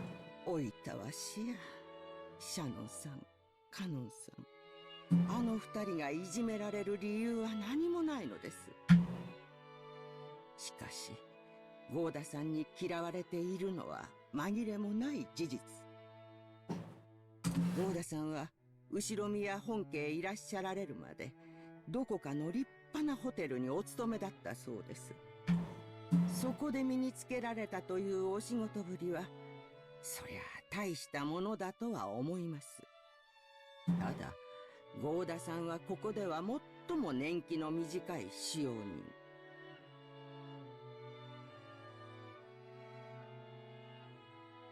Huh? I should play this more slowly than us? What am I doing? Am I reading too fast? ご自身のそれまでの積み重ねによるプライドもあられたのでしょう。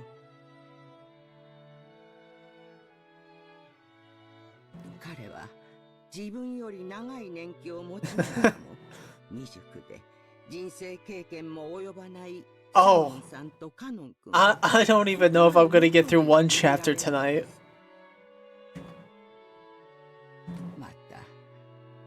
Because I'm only playing every Monday.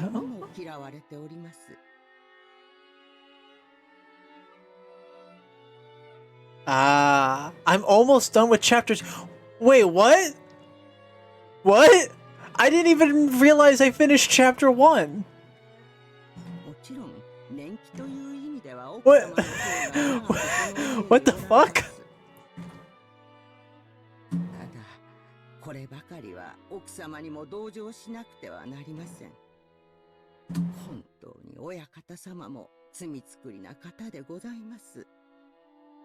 ご自身のちょっとした気まぐれが奥様にこれほどまでの劣等感をお与えになるとは。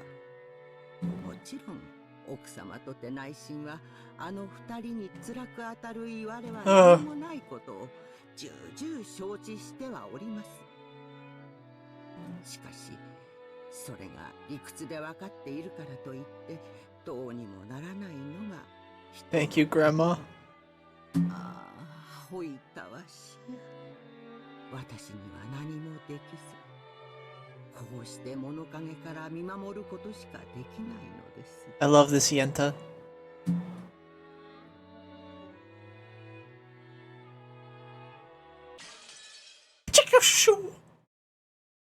Okay, so is that chapter change? Is that what that's supposed to signify? Okay. Okay. I wasn't aware. I just assumed that, I don't know, the game would I don't know, I expected like a title, like a chapter title card. I was like, man, it's been 3.5 hours. I wonder when I'm gonna finish chapter 1. Yeah, I think I'm definitely fucking okay. Okay. I think I'm gonna call it there for Umineko consumption for tonight. And I'm gonna get to, we're gonna transition. I'm gonna eat a little more and then we're gonna transition to commissions. And if for some godforsaken reason after like 5 hours or whatever, yeah, no, every day I'm transitioning, sorry. If for whatever godforsaken reason I'm still want to stream, then I don't know, I just fucking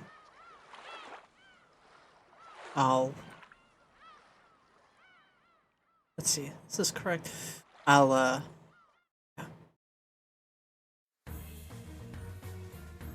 Oh shit, it's playing the intro again.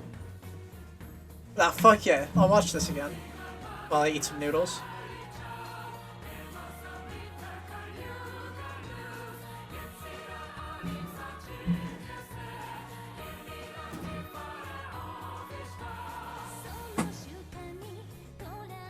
I know what it means! That's the withered flower in the intro, I get it now!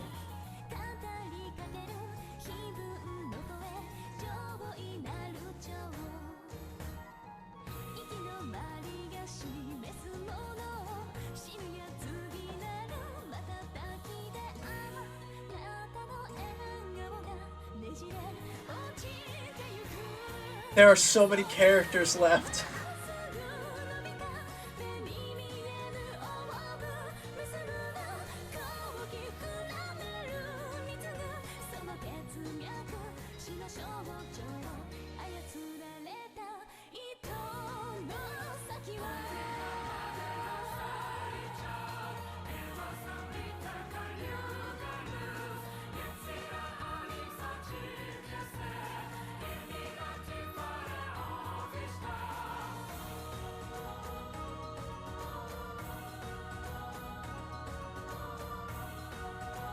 My ass be peckish right now.